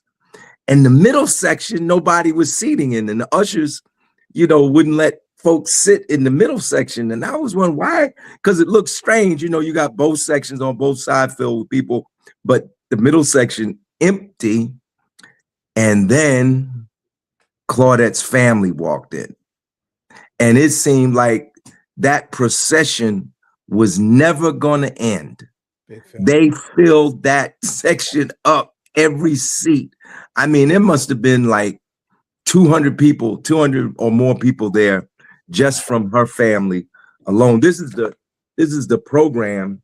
I don't know if you could see it. This is the program And of course, as you can imagine, she was a historical figure, and she got sent off in the grand tradition of a hero, in the tradition of the Black Baptist Church. There were many dignitaries there, community activists that spoke, elected officials that spoke, people from academia. But the one that stuck with me was the words of Judge Calvin Williams, who was the presiding family court judge. And I'm not going to try to tell everything he told you. Suffice it to say, when Claudette Colvin was tried, and she had a bench trial, as they say, she didn't have a jury. It was the judge who found her guilty. When she was found guilty in that court, there was not one Black judge in the entire state of Alabama. Yeah, I can think that's 1955. That's right, not one. There was a movement because, as I said earlier, Claudette had been charged. They put some serious charges on. One was assault. That's like felony. Yeah. And I love when you say they do the same thing now when they charge people with these outrageous. They abuse people. They tried to hurt her. They tried to hurt her. Outrageous. Make an example out of her. So there was a movement a little while back to get Claudette Colvin's record expunged. Now, 66 years later, people are saying she should have her record expunged. Well, as history would have it, she returned to the court where she had been found guilty by a white judge, and now sitting in the white judge's place was a Black judge who ruled that her record should be expunged and that the charges, the conviction and the charges should be removed from the record. And as you can imagine, his speech probably had, the biggest reception of the about 14 people spoke at the funeral, and you do see the hand of history there, right? And so she went out. She had a hero's funeral, if there is such a thing, and justifiably so. I mean, and I'll finish with this. As I said, I was born into Jim Crow America. And I can remember riding the Silver Meteor, which is now an Amtrak train. It was not Amtrak back in the 1960s.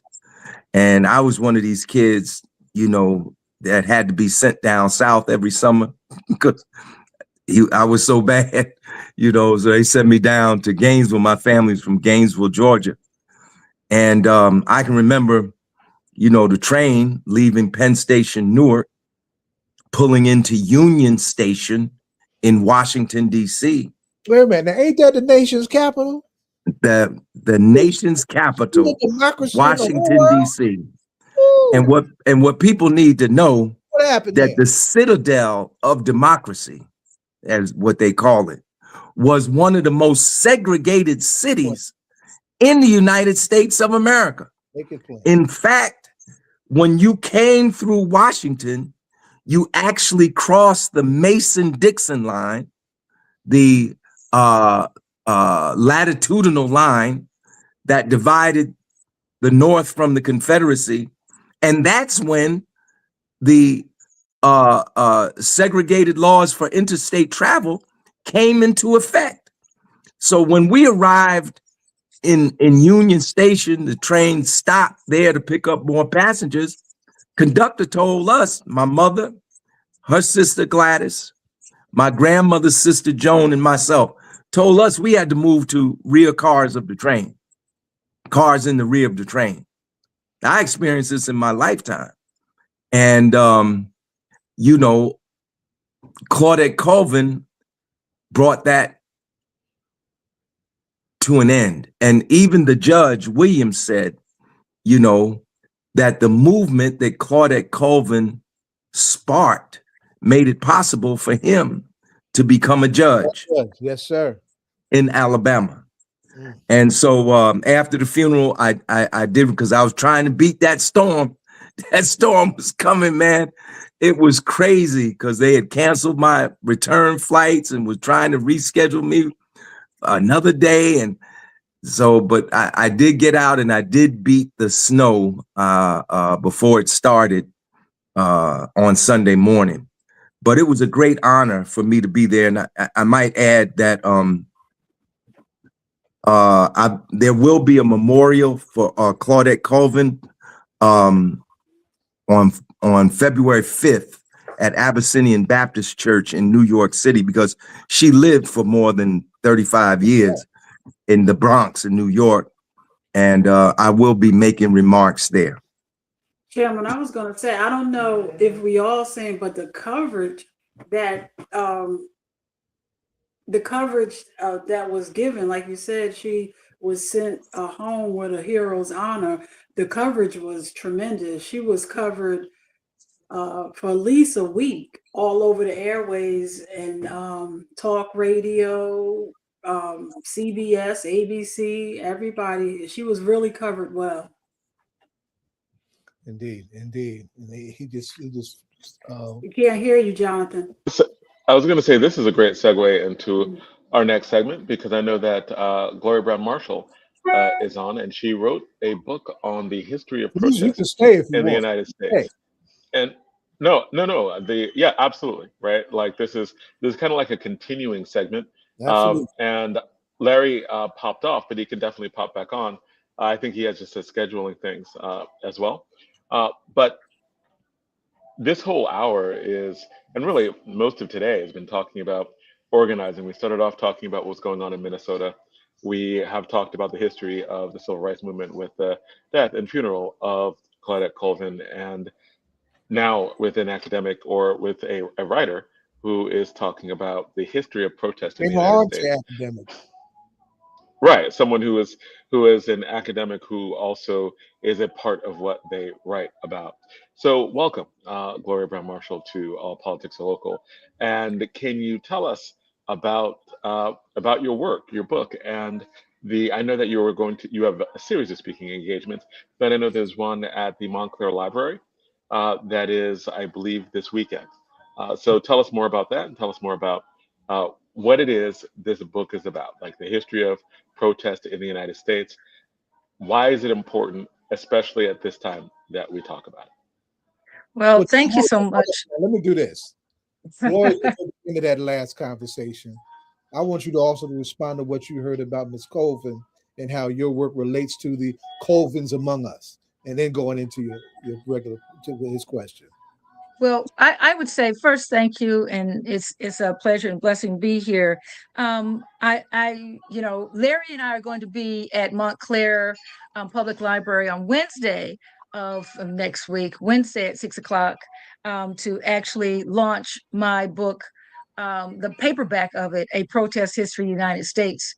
But there is something about protest, something about people like Claudette Colvin, who make me spend years out of my life that I cannot get back to write these books, and to highlight the fact that this country, with all of its flaws, would be even worse but for the activists and others who sacrificed. I mean, the fact that she had a criminal record, just think about the jobs that she couldn't get. Think about, when you fill out those forms, how many times she had to fill out that form. And so when you realize, getting her record expunged, that what she did at 15 was something that grown people did not do. And that's what made it so important. And as someone who teaches constitutional law, I just love the fact that she yelled out as they dragged her from the bus, "You are violating my constitutional rights." At 15 years old, that's what she said. So the other point I would make is that I've said on my show, Law of the Land on WBAI Tuesday mornings, 9 to 10 a.m. And on my podcast, that I am actually motivated to put forward a Martyrs Day.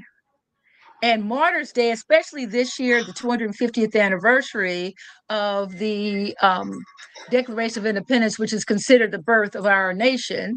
The Declaration of Independence is a protest document, and we need to give more credit to protesters, the people who are the resistors, the people part of direct action, the people in the sit-ins, the people who gave in large and small ways, the people who helped finance protests, organized protesters, so many people, whether or not it was one time in their life or their entire lives, or their lives were taken, like Jimmy Lee Jackson, Renee Good, and so many others, Martin Luther King, and so many others, whether or not they gave of their lives, gave to the struggle at a pivotal point. I think we need a Martyrs Day, and I think that day should be July 5th.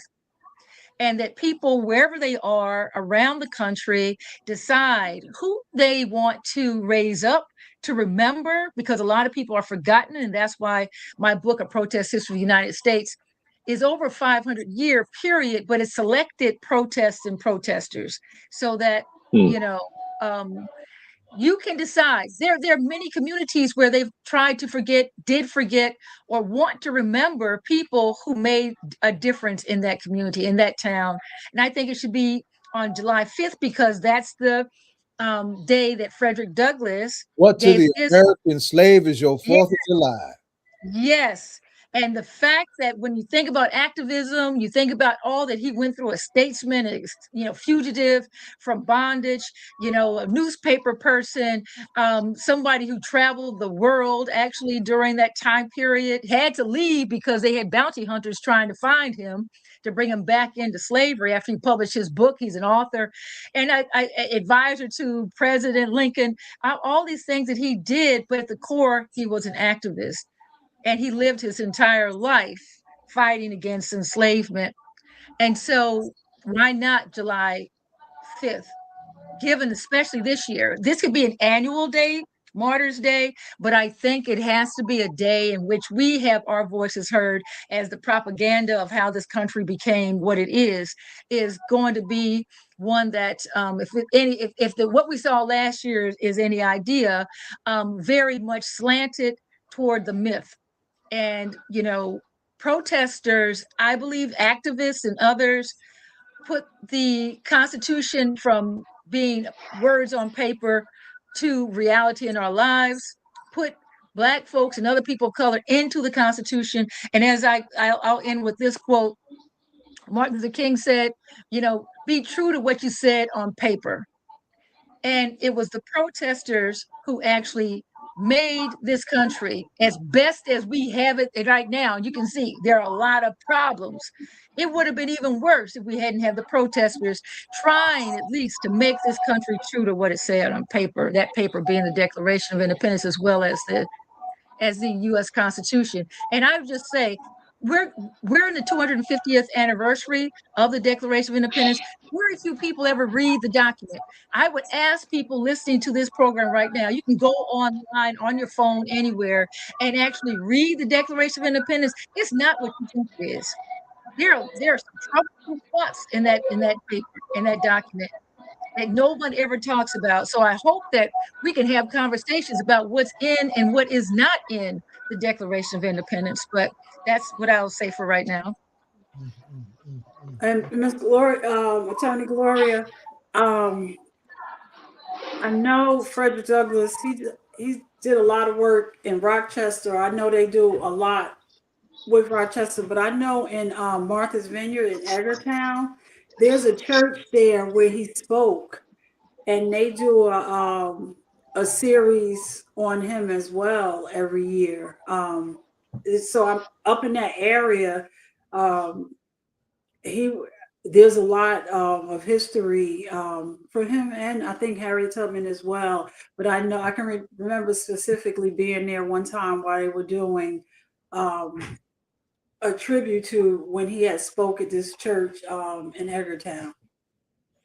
Yeah, that's why I thought of this idea of Martyrs Day over the years and decided that I'm just going to, especially for this year, that this would be the year to really push it forward. And then I had some friends, especially an older friend, say to me July 5th, because of that day and Frederick Douglass being, the one to question this idea of the 4th of July.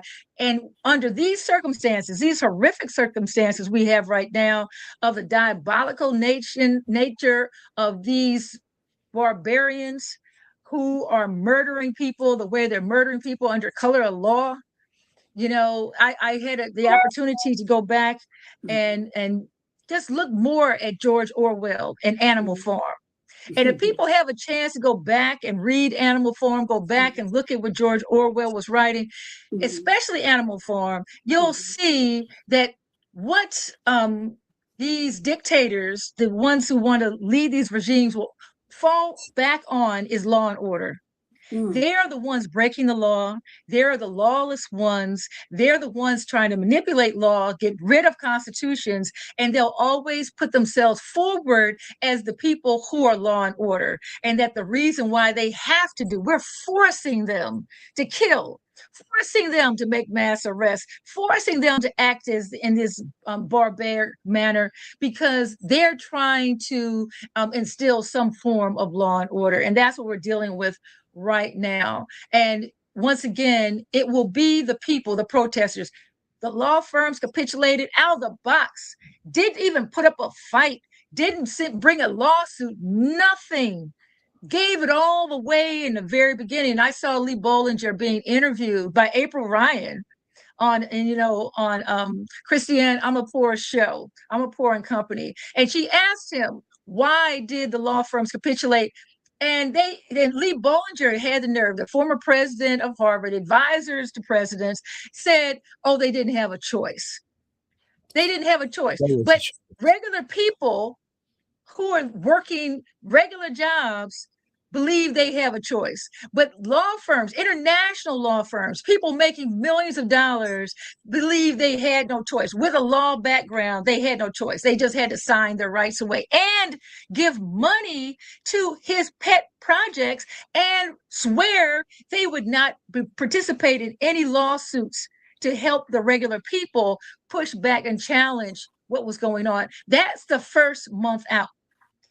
And so from there, it's been one after another. And so it's up to the people protesting in whatever form. It could be in the street, and I give all props for those people, because no matter, even under regular, if you think what regular circumstances, I don't even know what they are anymore, under regular circumstances, to put one's physical body in the street is dangerous. That's right. Because what you're saying is the status quo, what you're living by, because his identity is one of the strongest things we have. And when you say to someone, what you're doing, what you value, how you're doing it is wrong. It needs to be changed. And I'm here to show you how it needs to be changed. That by itself is going to hit a core trigger in which even so-called rational people will act out. How dare you say the war is wrong? You're unpatriotic. How dare you say the president is wrong? You don't know. There's always going to be a pushback. And there's always going to be this irrational ones who decide they have to strike back with physical violence. I had a conversation in my book, A Protest History of the United States. People ask me, what about violent and nonviolent protests? And we need to give more credit to our ancestors. We need to give more credit to the people who protested. They had strategies. Right. They had tactics. They had training. I had a chance to go to Selma last year and talk to the elders who were in high school during the time period of the Edmund Pettus Bridge walk, in protest for voting rights. They went to classes every week on nonviolent philosophy. And then how they could be. So when we have people now saying they just get a sign, walk out there, it's like, and they think they can have the same effect that these other people had. They worked at making goals. How are we going to do this? What's the objective of what we're doing? How can we use going to jail as a strategy? in the protest. If somebody's, and then who's going to go to jail? You know, it was they had structure to it that I'm not seeing as much today.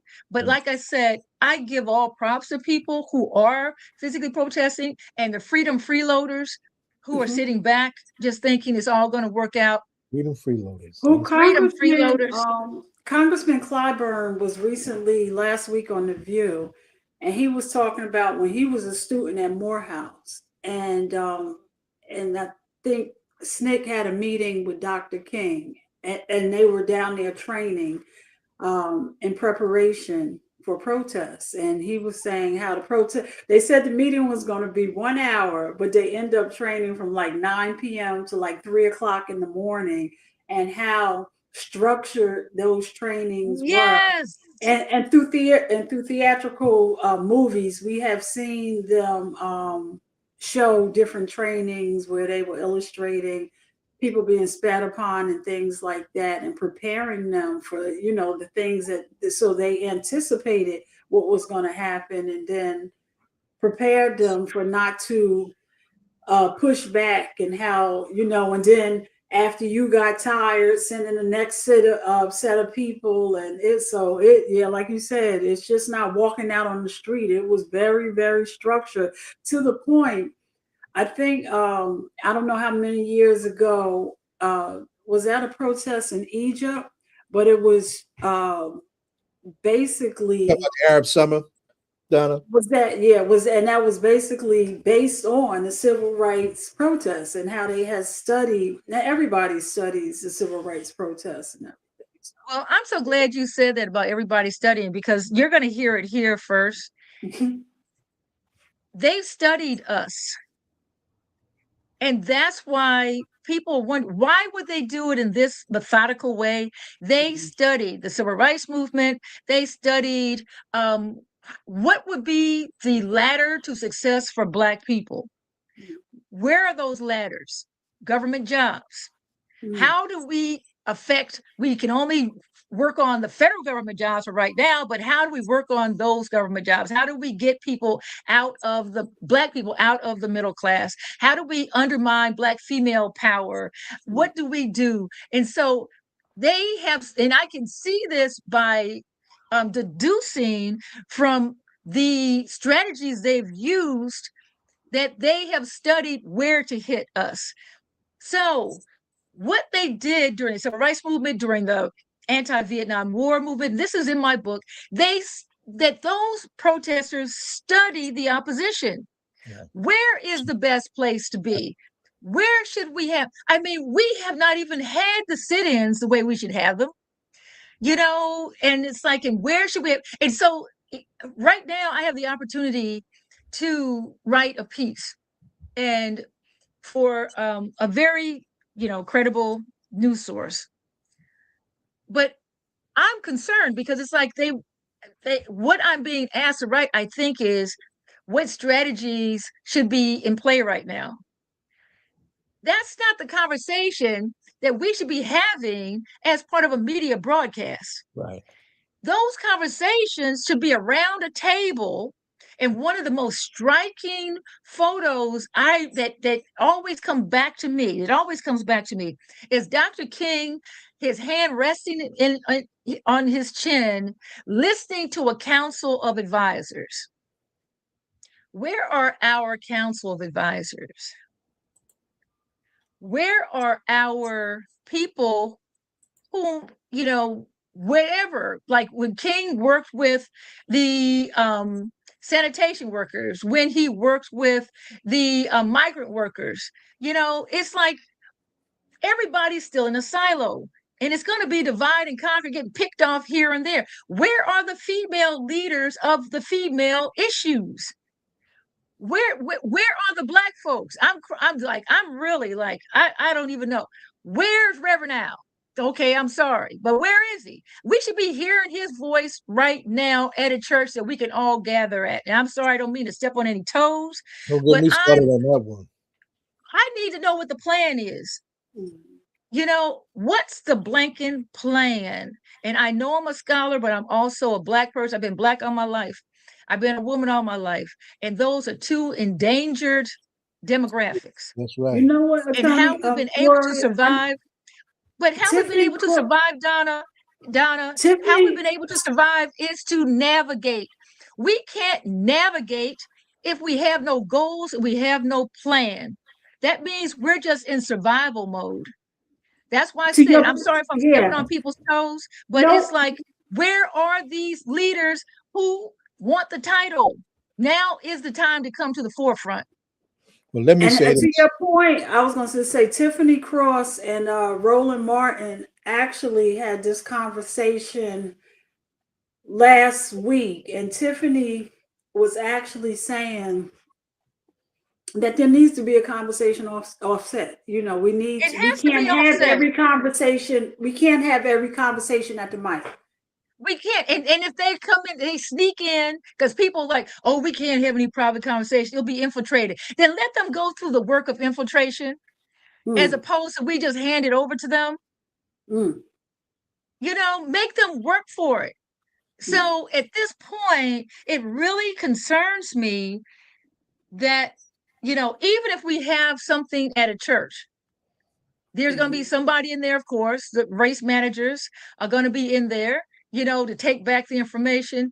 But to have no town halls, to have no meetings, or are we not, or perhaps I'm speaking for you and me, perhaps we're unworthy of being in the room with the conversation. Are we not of the class that you know, the Negro leadership class, where they have all the conversations where they are and decide they're just going to hide, duck and hide. And you know, I've had people say, oh, we're going to stay, don't join the fray. This is somebody else's argument. This is not for us. And that's the other thing, that, you know, Black women, I've heard, you know, oh, they had a viable candidate, they didn't do it, they wanted this, well, let it happen to them. That's not the way regimes work. They are not going to just stay with Latinos, and not just stay with immigrants. As we see, they just killed 2 citizens. So this whole idea that you can stay on the sidelines and think this is going to blow over and it won't affect you, that is not true. I'll just say, I think it's kind of short-sighted. I'm trying to be nice about it, but I think it's short-sighted. What were you going to say, Zaid? I'm sorry. I done forgot now. No, several things. One, I was going to say this. One, to the question about when you asked, you know, Reverend Al and whatnot, and I'm not going to belabor my own frustrations with him and his relationship with the Bureau, right? I would hope that there comes a time, and this is me leaning on Ella Baker and Malcolm, where we outgrow the need for the leader and come to this space where we're about collective leadership, right? And I really mean that. But coming back to your book, but can I mention something on that line? Because a lot of the younger generations are saying we don't want a leader that is about the collective, and I get that. Except right now, I don't see anybody really. So I'll take the collective, I'll take the group, I'll take co-leaders. I'm just wondering, what is the plan, and how are we going forward? And unfortunately, I've heard, and I've interacted with some people who are leaders of some of these groups, like Indivisible and some other groups, and I've asked them, do you have any Black women in your leadership? No. So other ones, you know, we're meeting, it's like, oh, we can't represent everybody. That wasn't the Indivisible, that was another group where a white female, you know, leader told me, oh, we can't have everybody, you know, and I'm like, look at this going, we have over 200 years, actually 400, of institutional knowledge. And yet egos will have people say, oh, I can do that, because they see the TV version.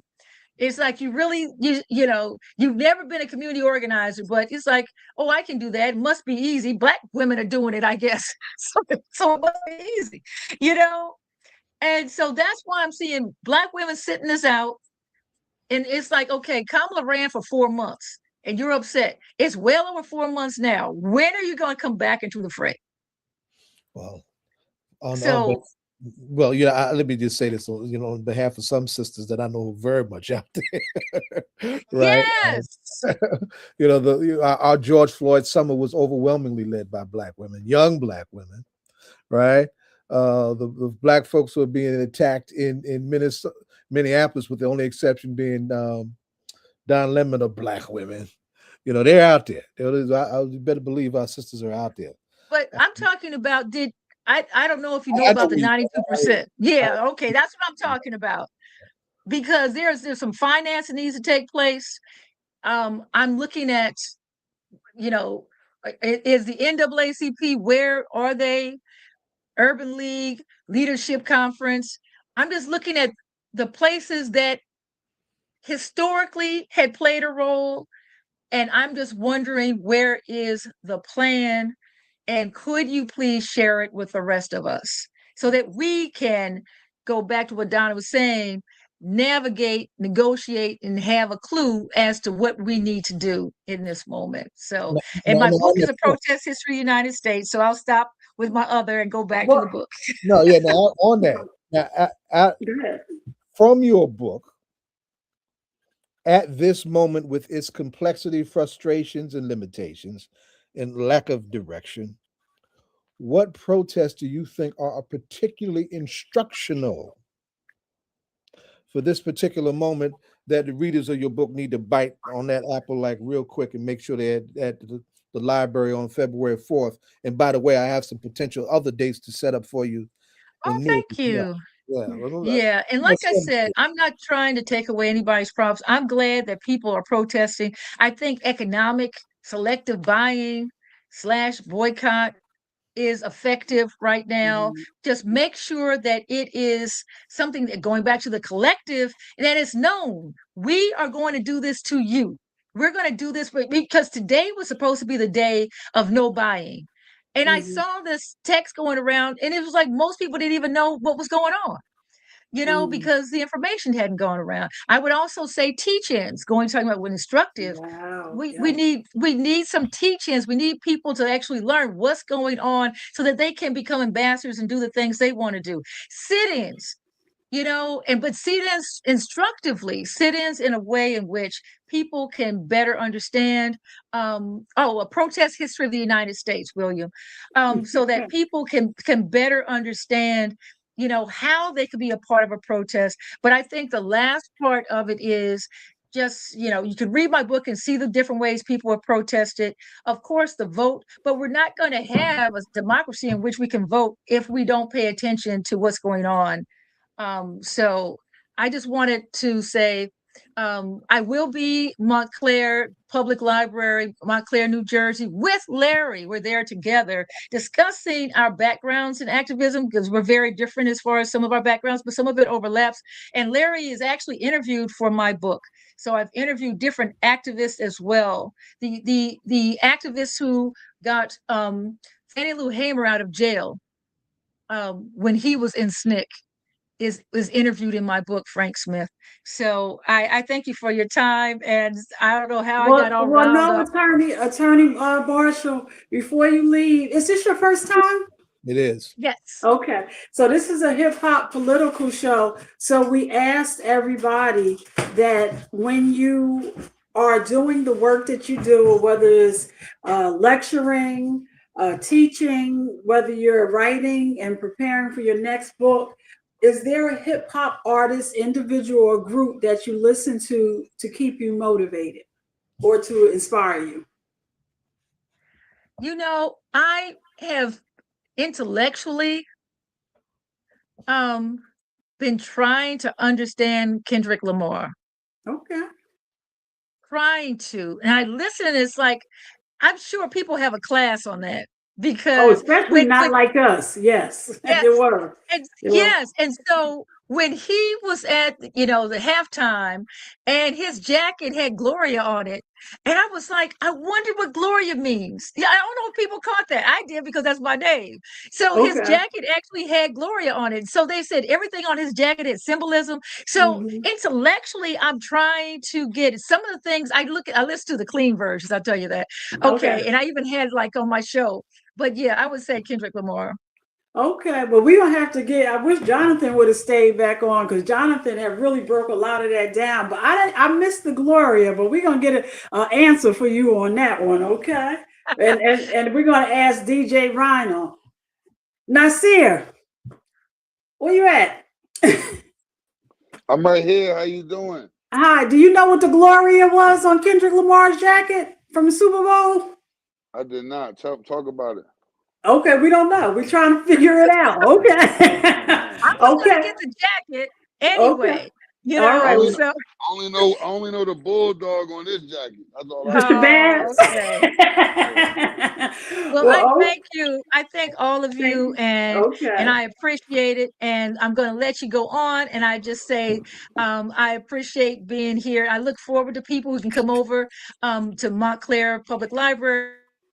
See, I can put my scholar hat back on my professor hat, so I calm down. Okay, we'll come back and we'll have an answer for you on that, Gloria. We missed that, but we're gonna have an answer for you. Okay. Thank you so much. Thank you. All right, is it Coach Nasir? Yes, ma'am. Big body Nasir Gaines. All right, Coach Nasir. All right, welcome. Because I'm a tornado. I think we used to beat y'all in football. Wow. Not when I was around. Talking trash. That just came on talking trash. How she just start like that, guys? I gotta mute wow. her. He said I gotta mute her. Johnson. So introduce Coach Gaines. What's going on? And it's definitely an honor to have you on, man. Like I read about some of the things that you've accomplished. And one of the things that I really, really like about everything you stand for is that not only do you create championship football, not only do you win on the field, you are determined that your students win off the field. I believe that you had 2 years in a row where you got someone from your team, a star of your team, accepted to Stanford University, so that you produce great football players and great academics, and you as a routine basis, get your players to go to college, graduate from college. Like they're not just football players; they are educators. They go from playing football to going to college and doing well. Yes. So congratulations and welcome to the show. Thank you. By the way, one of those kids are my son. It was my son. I'm honored. I started at Shabazz 4 years ago when we had 150 kids in the building. My two sons, Lil Nas Gaines and Amari Gaines. My other son went to Montclair State, but my kids were like the sacrificed lamb. I don't want to probably put that way in there, but you know how people say like, how you gonna promote some place if your own kids don't go? And Right. I brought my kids there, and they just thrived and was a part of the village and helped change the culture. And then you see more of the people that work in the building start bringing the kids there. So my son ended up going. My oldest son ended up going to Montclair State first, and then the next year, Amari Gaines, he ended up going to Stanford. And then after that, when you talking about the two kids back to back, was Zeta McDonald. Zeta McDonald ended up going to Stanford as well. But prior to Zeta McDonald going to Stanford, we had a kid named Judah Pruitt, went to Boston College. We had a kid go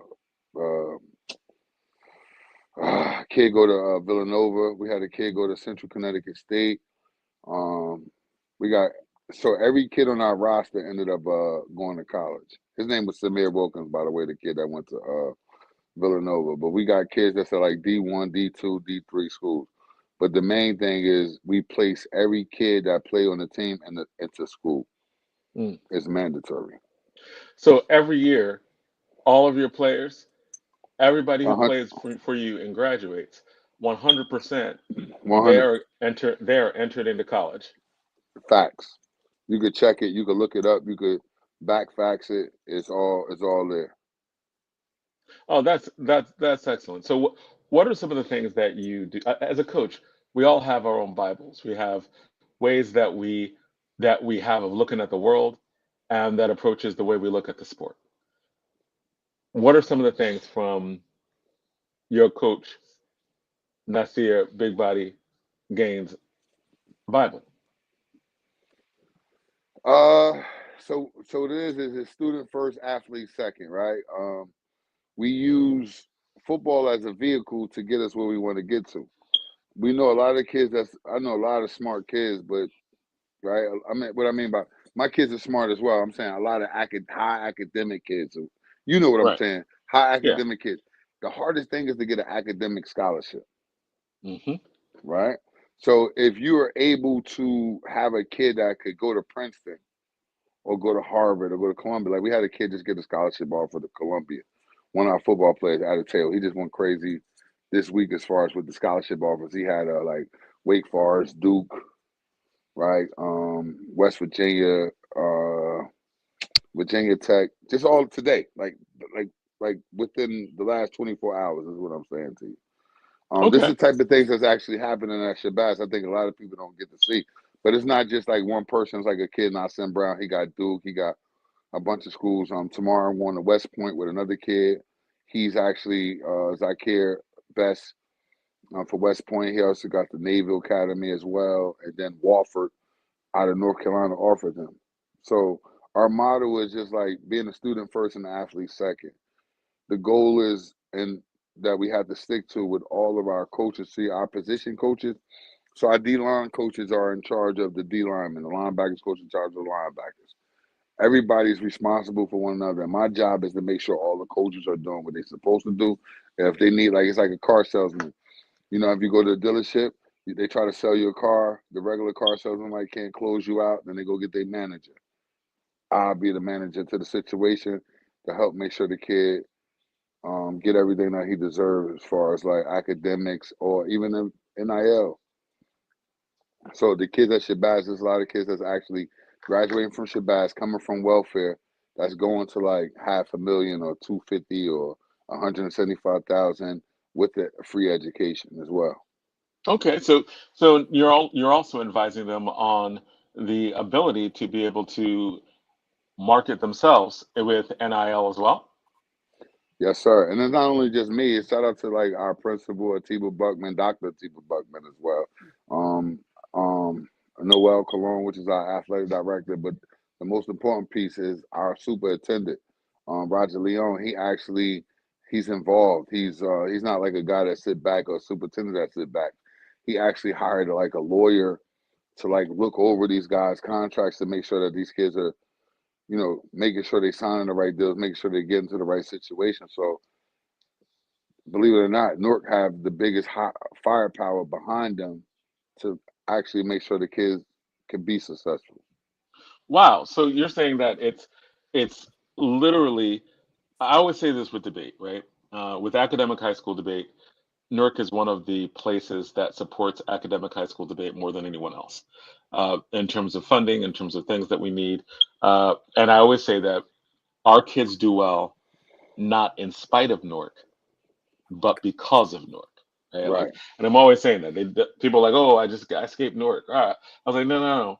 Like, our kids are able to do incredibly well, not in spite of Newark, but because of Newark. Because of Newark, And yes. and you're saying it sounds like you're saying that this is not just a you as an individual coach Oh, by vision far. thing, even though you have this vision, right? You're saying that it is connected to your principal, like it's connected to all of It's your a chain coaches. of reaction. It's everybody who sees the vision, feels the vision, All hands understands the on deck. vision, or understands the mission. Yes, they all steps in and help and to what their capacity is, right? So like the superintendent, he big time, so he the one that makes all the bigger decisions, right? That makes my job actually a little easier. So he makes the big decisions to make the principal able to make those local decisions under her school that allowed me to do my job effectively. Well, two things, Coach Gaines. Brother Dumas said hello. He's watching the show, and Mr. Hathaway said, "How do you? Can you talk about Shabazz moving up in the groups?" Yes. We love it. We want to be non-parochial if he's listening. The goal is to be the highest that you can be, right? We don't duck no smoke. We don't tuck our tail. We are from North, and we love to be it. Like we of it. We live in it, right? And the goal is to keep all our local North kids home, right? And not go to the privates. I was a big part of that. Obviously, being a founder of a youth program, the Brick City Lions, and not having the knowledge of able to send kids to school or trusting the local coaches at the time to send them to school. So now to be able to be here, grind with those guys, like having like I said, the superintendent, he's providing ways so all of us could get better, right? So that now I can see that the guy from Central is getting better. So if a kid don't want to play for me, I could be like, yo, go play with Central or go play for a Weekway, right? And the goal is to make sure Newark as a whole, it's not like Shabazz or just Brick City. It's the whole Newark to be one. And like we had Greg Schiano, if y'all familiar with him, the head coach of Rutgers, he came by yesterday and we just gave him a red carpet. And I was telling somebody, I was like, dang, this guy won like 2-3 games. We had James Franklin, Ohio State head coach. All of these guys come through. We didn't do it like that for them, right? But we rolled the red carpet out for Greg Schiano, and superintendent said it's bigger than that. It's our state school. Our goal is to build our state. I mean, to build our city, then to what? Build our state. And I said, you know what? I'm with you. All right. So I get it. Now That's I Miami, understand. right? Like what Miami was, I think it was in the 80s. Miami became a powerhouse because they recruited from Miami the only. city. That's Right. right. Right. And what happened? Go ahead. I'm sorry. Go ahead, Coach. No, I was going to ask you about feeder programs because I know. No, go talk about it. I'm with you. Yeah, because I know I'm former councilwoman in the city of Orange and working with our recreation department. Our superintendent of recreation, he, began to break down how important that we start, with flag football and feeding, so by the time they get to the high school, it's a group effort. And I hear you saying that. And even to the point you're talking, like, it's not by chance that somebody's going to Stanford or anything. It's a plan. And, I'm just, wow, listening to you. Oh, no, big shout out to the mayor of Orange and also the police chief. That they good guys, good people. But for us, like the Stanford thing, it's almost like, I remember the first time Stanford came in, we was like, oh, wow, that's Stanford. And now it's like, yo, bro, you crazy if you don't take this kid. Wow. You ever said how the relationship goes now? Now you got Duke. Duke like, oh my God, please don't let him go to Stanford. Now people are fighting over the kids to get the kids because they understand that the arm length where they can go. Do y'all have an ROTC program too? We don't have ROTC now. We used to. We need to bring that back. Shabazz just got their numbers back. We was down. We was at like 150 where I stepped in. Big shout out to Miss Rafiza too. Shahabadeen that y'all got with you. She's another one that's responsible for those kids that's actually going to Stanford. Yes. A lot of. Now, can you break that down more? Like, and she's actually no, people here don't in understand. the background. She's behind the scenes. She don't care about light or shine. That's just the type of person she is. So I tell you, I give you a conversation, I give you the real deal, I break it down. And she knows this. This is a fact. Stanford was on the phone with my son. They was going over his essay or whatever. They were like, add this, take this out, put this in, don't do this. I said, hold on. And my son tried to do it on his own without me. And I said, sir, we're going to call you back tomorrow. We'll have everything sent back to you. You don't have to go over no essay. Mind you, I ain't a scholar like that, but I know who the scholars are in my building. So I just want to write them a Shahabadeen. And I said, could you help my son with his essay to go to Stanford? And if it wasn't for her, my son wouldn't be at Stanford. That's a fact. And I'm able to say that live. And then the kid, Zeta McDonald, he came next year. So being that, one hand get burnt, you ain't gonna burn the next hand because you already got one hand burnt. So I said, no, this is what you're going to do. Go to Miss Shahabadin, and she's going to get you through. And he went to Miss Shahabadin. He was accepted. He's now a student at Stanford now. So a lot of people, it's the behind the scene heroes that make everything work. So salute to people like her. She's not just a regular hero. She's a superhero. So I just want to thank her. Thank Rafiza. Agree to that. Hey, that's amen. Yeah. And that's great, because a lot of people don't really give praise to teachers, right? Like, and I think that it's great that when you're looking at what you're doing as a coach and what you're doing there, you're like, no, we're not in competition with the English teachers. Oh no. We're working together with the English teachers.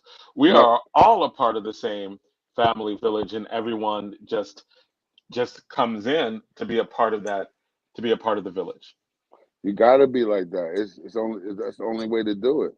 Once I recognized who was who in the building, what teacher was doing their thing. Like we got like one of the best math teachers in the district, Mr. Lodge, right?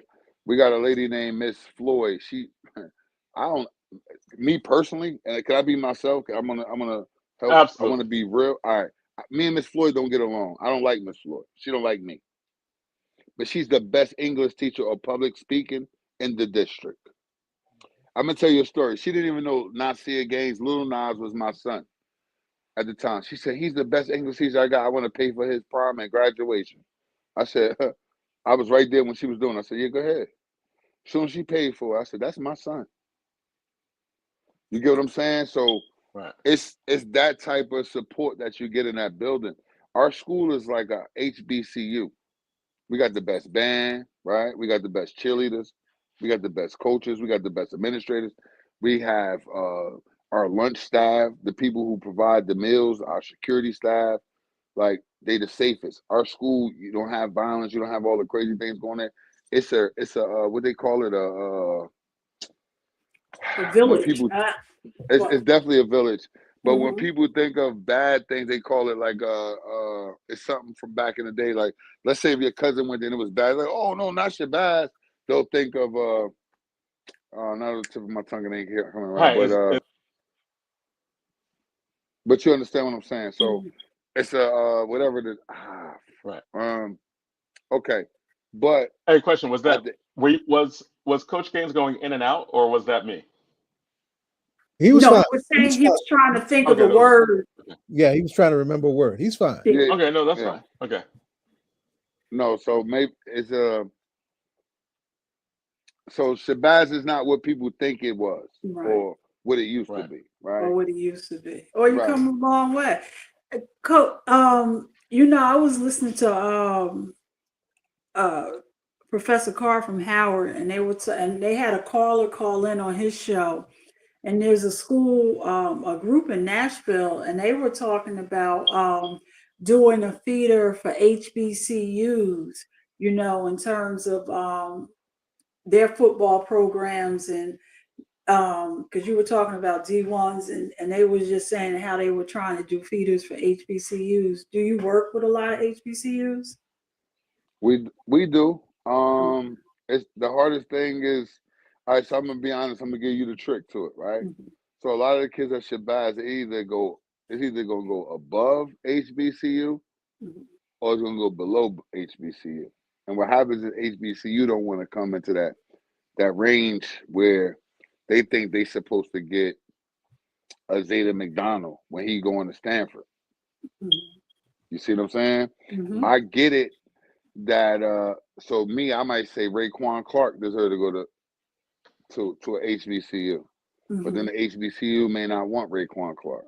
And I'm telling you this because it's real situations. No, I got so I'm giving you the real situations while we go along. So the main thing is I had those relationships. We get the Howard Universities come to our building. We get the Morgan States. We get a bunch of those schools that come through. But it's just really no cigar because they may want Amari Gaines. And then I'm like, do I send my son to Howard or do I send my son to Stanford? Okay. You get it? Now, as far as the feeder system for Shabazz, like I said, I run a youth program, which is the Brick City Lions. Mhm. And Brick City, Brick City is they known for sending a lot of kids to the private schools, Mhm. but this year was the first year we was able to get a lot of the main guys that actually would have went to like the Bergen Catholics, the Don Boscos. Now they actually coming to Shabazz. And the All Brick right, City so Lions, did y'all have the young ladies playing for y'all? Was that Brick City? That's who we interviewed. They were playing for you guys. Remember we interviewed the two ladies, Zaid, that were playing. Brick City at Brick City, Did y'all have two girls playing for you? you might have interviewed Jalea Richardson. So what Jalea is like the top. She's like a wrestler and a football player. She is the best. Man, Jelly, I wanted Jelly to come to Shabazz. Yeah, I think she told us that they were recruiting. Yeah. That girl is good. That's like a that's like my daughter. My daughter actually cheers for the cheerleading team, but if I had a daughter that played football, that would be my baby. My daughter. Yeah. So I think that I really like what you're saying about the way in which athletics are being used to push academics, create and change the culture of the school. Yes. Because right now, and it's interesting because when you're saying that this is an entire playbook of everyone who's there, I remember the superintendent talking about this close to 10 years ago. Like when he first became superintendent, he wanted to use athletics as a way to transform many of the district schools, to make athletics a basis of it. And a lot of people were like, "Oh, athletics, you need to push academics." And he was like, "No. We will use athletics to push academics, because they not only did they go hand in hand, and he's always been like that, right? Like they complement each other. The reason why a lot of kids come to school is because of the things that go on after school. It's the co-curricular activities that are so powerful, and those are often anchors into changing, transforming culture of what we're doing. So it's just great hearing you talk about how this is part of a overall plan and stuff that you're doing. So no, I appreciate hearing where that goes, and knowing that the image of Shabazz is like where, if you want to go to Stanford, maybe you go to Shabazz, right? If you want to get recruited by Duke, maybe you go to Shabazz. And I think it's excellent that that is where we are right now, and in stuff that you are doing. The question I have for you: well, we talked a lot about academics. We didn't talk a lot about football. Talk to me about some of the success that Shabazz has had in the last year in football. Who you beat? You can hear me? I can hear you now. All right. So we did talk about academics. So football wise, we have, shout out to the superintendent again. We just got a new weight room, a weight facility. Our weight room is beautiful. We got turf field. We just recently had like Greg Schiano visit. Like I said before, he gave his opinion about we should have like nutrition stands and uh different things that gonna help elevate the culture and the program of the football team. Just matching stuff in the weight room, the gear, matching sneakers, weight room sneakers. So that's what's happening right now for us, upgrading the locker room. That goes a long way. That's how you able to keep those kids home. That's a part of like from North, like the local kids from North. A lot of those kids they want to go to the Don Boscos and stuff because of the facilities. They blown away by when they walk on campus. And if you go to Shabazz, Shabazz actually has a campus. It's one of the few campuses that we have in the city, besides Weekway and I think Belize Central, right? Where you could walk, you could see the gym, you could see the football field, you could see the locker room, all in the same space. So Shabazz actually has that. I think football wise or sports wise, they're building for the coach. They building for the future. And that's great, because a lot of times when people, I've always said that when people's imagination, when they look at excellence, they think that stories of excellence come from just one individual, an individual just being great and just doing great things. And it does, like individuals are really important, right?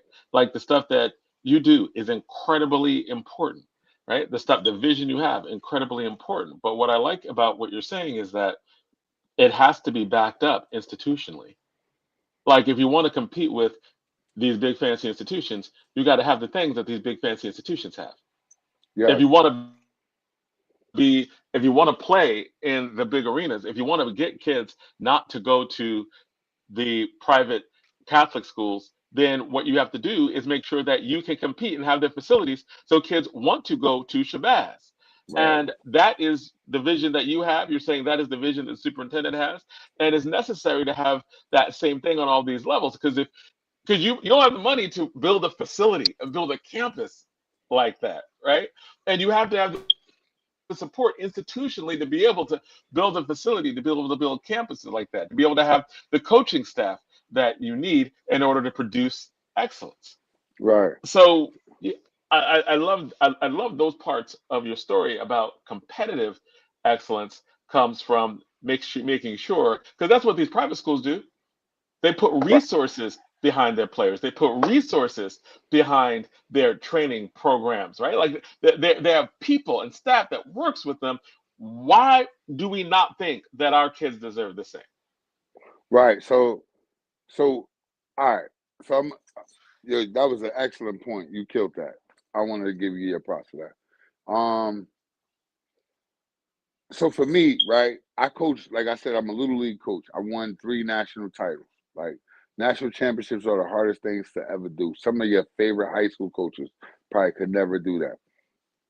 So then I said, damn, what if I had my own high school? If I brought all my kids from my national championship teams, I'm playing the best in the country. I'm beating California, Florida, the capital of the world. So I'm saying as far as football, right? And these kids I'm beating, like we've beaten in the world with my youth program. He's like the #1 players in the country. So I said, damn, if I kept all my kids together, that means nobody in the world could beat us. Hmm. Let me go to Shabazz, Hmm. where's 150 kids, not 850. And then people say, oh, you already had a school. So, like, you know, there's one thing about me, they're not going to give you, oh, well, he got this. No. They know I built that. I come from the mud with building Shabazz. And shout out to the principal and the AD and the And when you say support staff. 150 kids, you mean 150 kids in You the remember building? they was talking about closing Shabazz down. Yes. Y'all remember that? Absolutely. Under Cammie Anderson, all that, they were talking about I closing it remember down. There were pushes.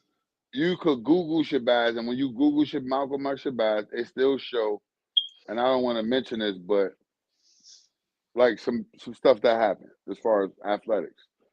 So when you Google that, that's the stain that's on our name, right? But that's not happening now. Ain't nobody ever gonna put their hands on me, right? Ain't nobody. It's just not gonna happen. But the greatest thing is, I always envision having our own school. So to have your own school, I treat Shabazz like if it's, I know it's people above me, but for the job they pay me to do, I does that well as far as Right. recruitment, kids coming into the building, nutrition, meal prep, tutoring. You get what I'm saying? Saturday school. When I Right. hang out with y'all, I got to call my juniors to make sure that they at Saturday school tomorrow, because I don't want Dr. Buckman to call me and say, "Oh, one kid didn't come." You get what I'm saying? So our Right. kids are mandatory to go to Saturday school, mandatory to go to tutoring. You asking me how do we build these kids to be able to go to the Stanfords or the Boston colleges or the Villanova? These are other good academic schools outside of the Stanfords too. That Boston College, it's a Right. high academic schools. So it's not like these kids from Shabazz are just going to regular local schools, but they thriving and they surviving, and they're making honors of 3.4 at Stanford after leaving Shabazz, right? Nice. And then, but I want to just take you away from our athletics, like our kids that leave and they're part of our JAG program and they go and compete on who got the best resume or who, things like that, wearing blazers and ties to events where they competing against other kids. And then now they're able to actually know how to interview. We ain't even talk about those kids. That's the crazy thing about the school or the kids that go to the military or whatever it is. Like, we have a high success rate at the school. I hope this turn into a Shabazz thing because that's what this is about, right? Our facilities are the greatest. Look at our basketball team right now. They're number 15 in the state. They 16-0. So I'm looking at your record was 12. So your football record was 12-2 for the there season. You go.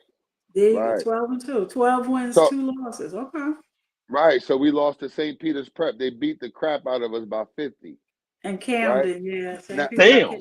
Now listen, I lost to my own group of kids. Right? So what do you mean by that? What I mean by that is I lost to the Brick City Lions. So my kids that go to the private school, I'm competing against them against with their younger brothers. So if you look up to somebody all your life, if I'm 5 years old and you 7 and you killing on 7U, and I know you from when I was on flag, I idolize you. So if you're a senior and I'm a sophomore, that's my big brother. How am I supposed to really guard him when he going to Michigan? So your kid from Pop Warner came back and met you in high school. Okay. You see what I'm saying? So it's a mental thing. A lot of people understand about the mental part. So the kids gotta look at them like, that's big bro. But ask St. Peter's, they won't run it back. Right? Why they won't run it back? Because now I got the upper hand because I got the more Brick City kids that's at Shabazz. No, I got the older kids that's at Shabazz now because they juniors and seniors. You see what I'm saying? So it's a difference. But I want y'all to know this, though, and I want you to look this up. It's probably never been another school like us that did 2 kids that went to Stanford back-to-back in 2 years. Right. I'm talking about from your smarter schools, whether it's Del Barton Science, Rutgers Prep, you name it. Shabazz did it. And we could do it for a 3rd year with Adekumbe Adeteo. So he going to have an opportunity to go to Stanford, but he just got offered by Duke. He got offered by a lot of other kids. I mean, a lot of other schools. I think that what you're doing is cool for a reason that, like you just said, that when you talked about the defeat and you talked about we lost to our own kids, I think the thing that you are even putting further into there is that these all are kids from Newark. Yes. These are all kids from around here that got plucked by the private schools.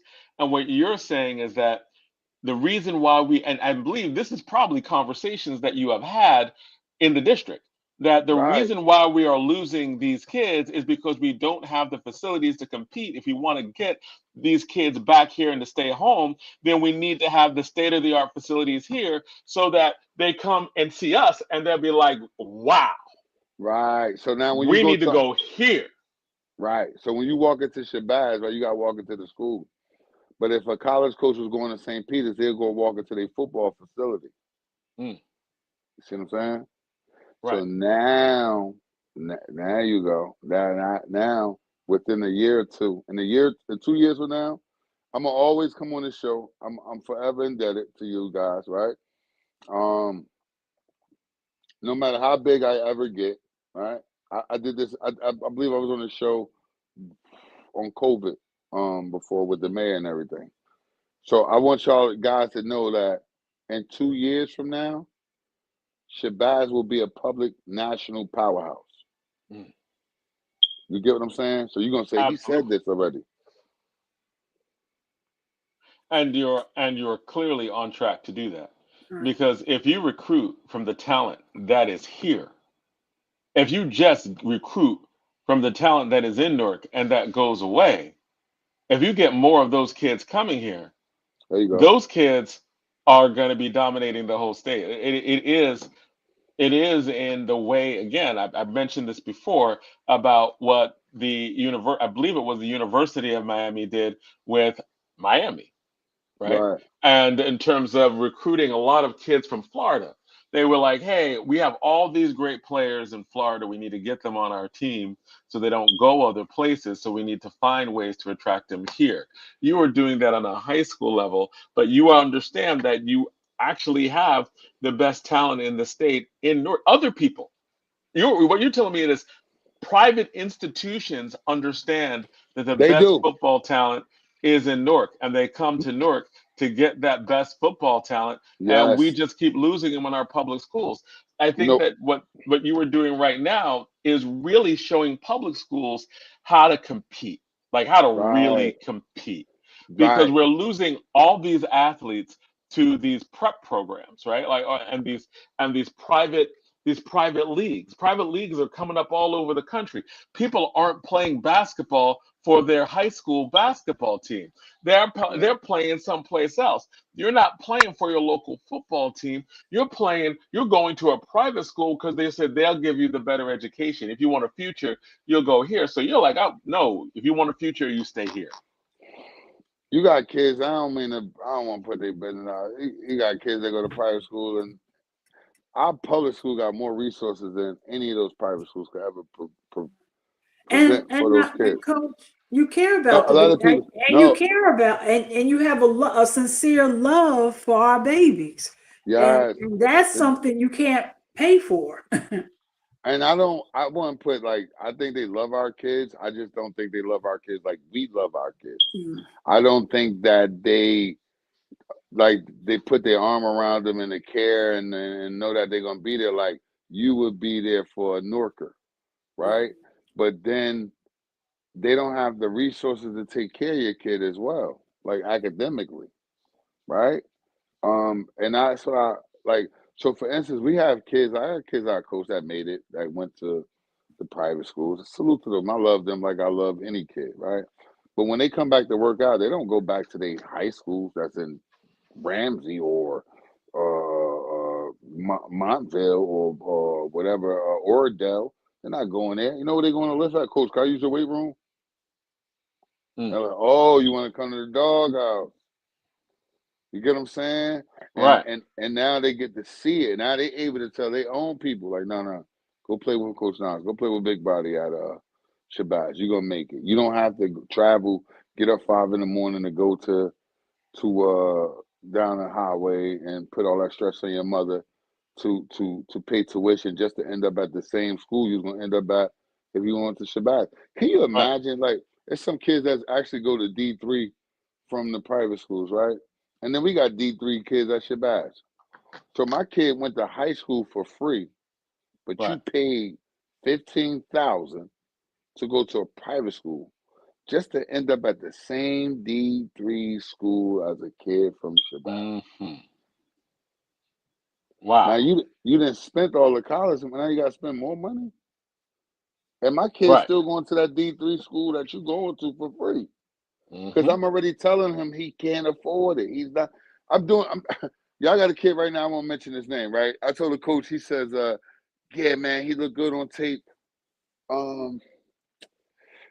Man, I don't think we got football money for him. I said, then he don't look good on tape. Right. So let's not play this game. I have a school for him. I want him to go play for you. But if you don't have no money for him, tell me now. Right. Don't waste that time.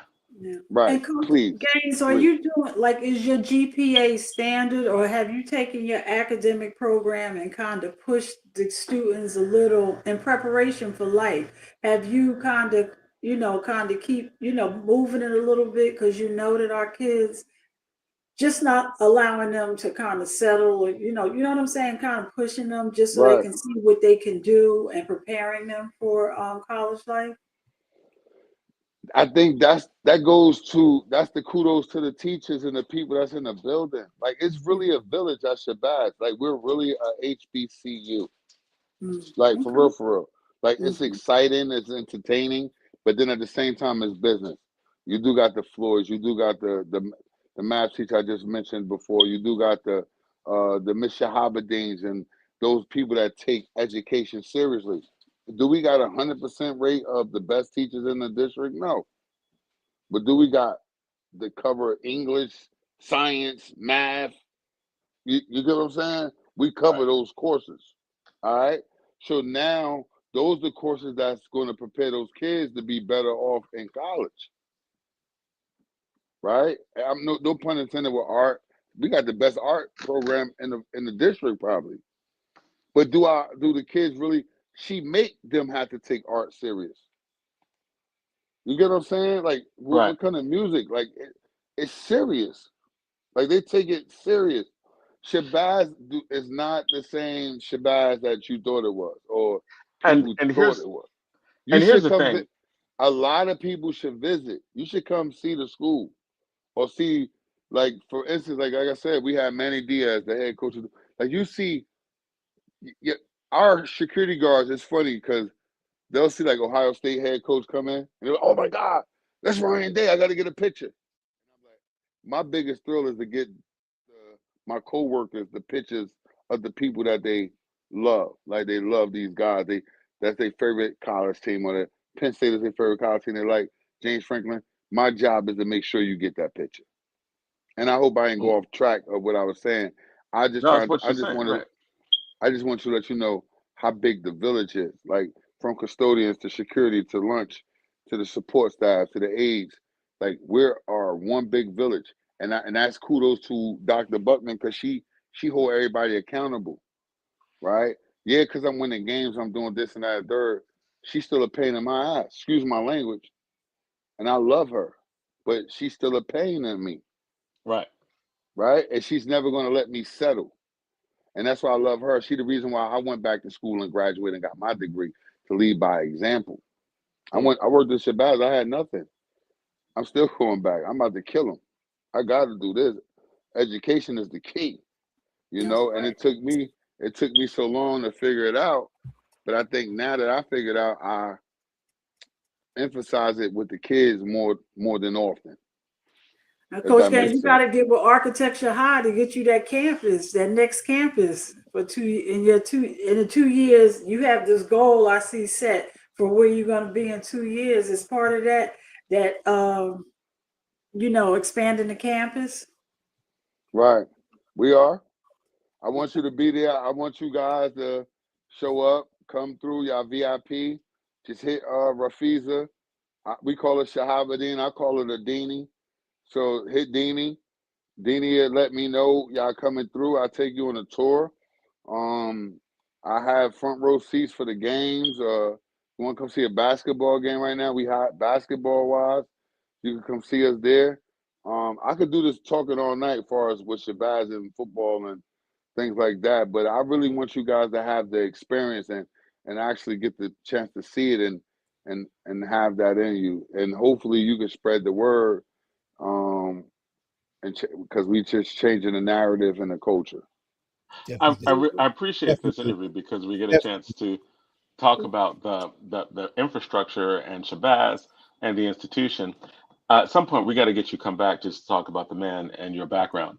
And we don't really know much about your biography, right? And I think that you probably have a very interesting biography. We can start over. You could just do a show. Let's just set up. Give me an hour and 25 minutes. Well, before we ask you that, the last question, I know there was a question about the NIL. Did you see that question? See, I ain't. All right, what they say? Tell me. Give me the question. I apologize. What they asked about the NIL? Should it be in high school? Oh, go ahead, Jonathan. I'm sorry. What does he think about the NIL? Should it be in high school football? What benefits will help out? Oh man, I was afraid of the NIL until I saw my son get his NIL.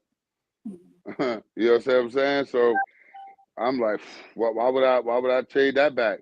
Or why would I trade Zayden McDonald's NIL back? I wish I could tell you how much he got. Like I said to you, it's a blessing. I seen a guy, my man Ian Scott, he did an NIL deal just recently on a kid that transferred, and the guy, obviously the kid wasn't recruited highly and none of that. this guy got $500,000. You know, he get to change his family's. Like, yo, that's the difference.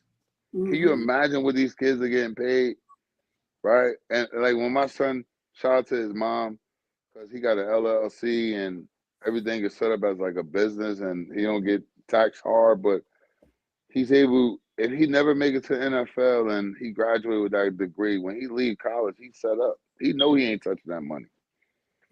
And the dope thing is he able to spend and live off his cost of living check, which is the scholarship check that they give you normally when you're a regular scholarship, full scholarship kid that you get every month. So I'm like, if you're getting $4,000 a month, son, why? That's all you ever gonna get. Like, we don't come from that, and I don't want him to get comfortable with that. But not saying I do want him to be comfortable, but I don't want him to think you that don't it's take just, it for granted. There you go, for granted. That's the right word to say. So, but the goal is to make sure all our North kids get the money, get the degree at the same time. So let's say, now, if I got an academic kid that could go to Duke, Stanford, no, go get the degree, F the money. Get the degree, because you're going to make way more money than you're going to make off that NIL deal. Now, if you ain't too good in school, but you big football player, you can get that scholarship, and they want to pay you $500,000, go get that money. Okay. And then we'll teach you how to invest that, save that, get that. So now it'll make up for the lack of education, if that makes sense.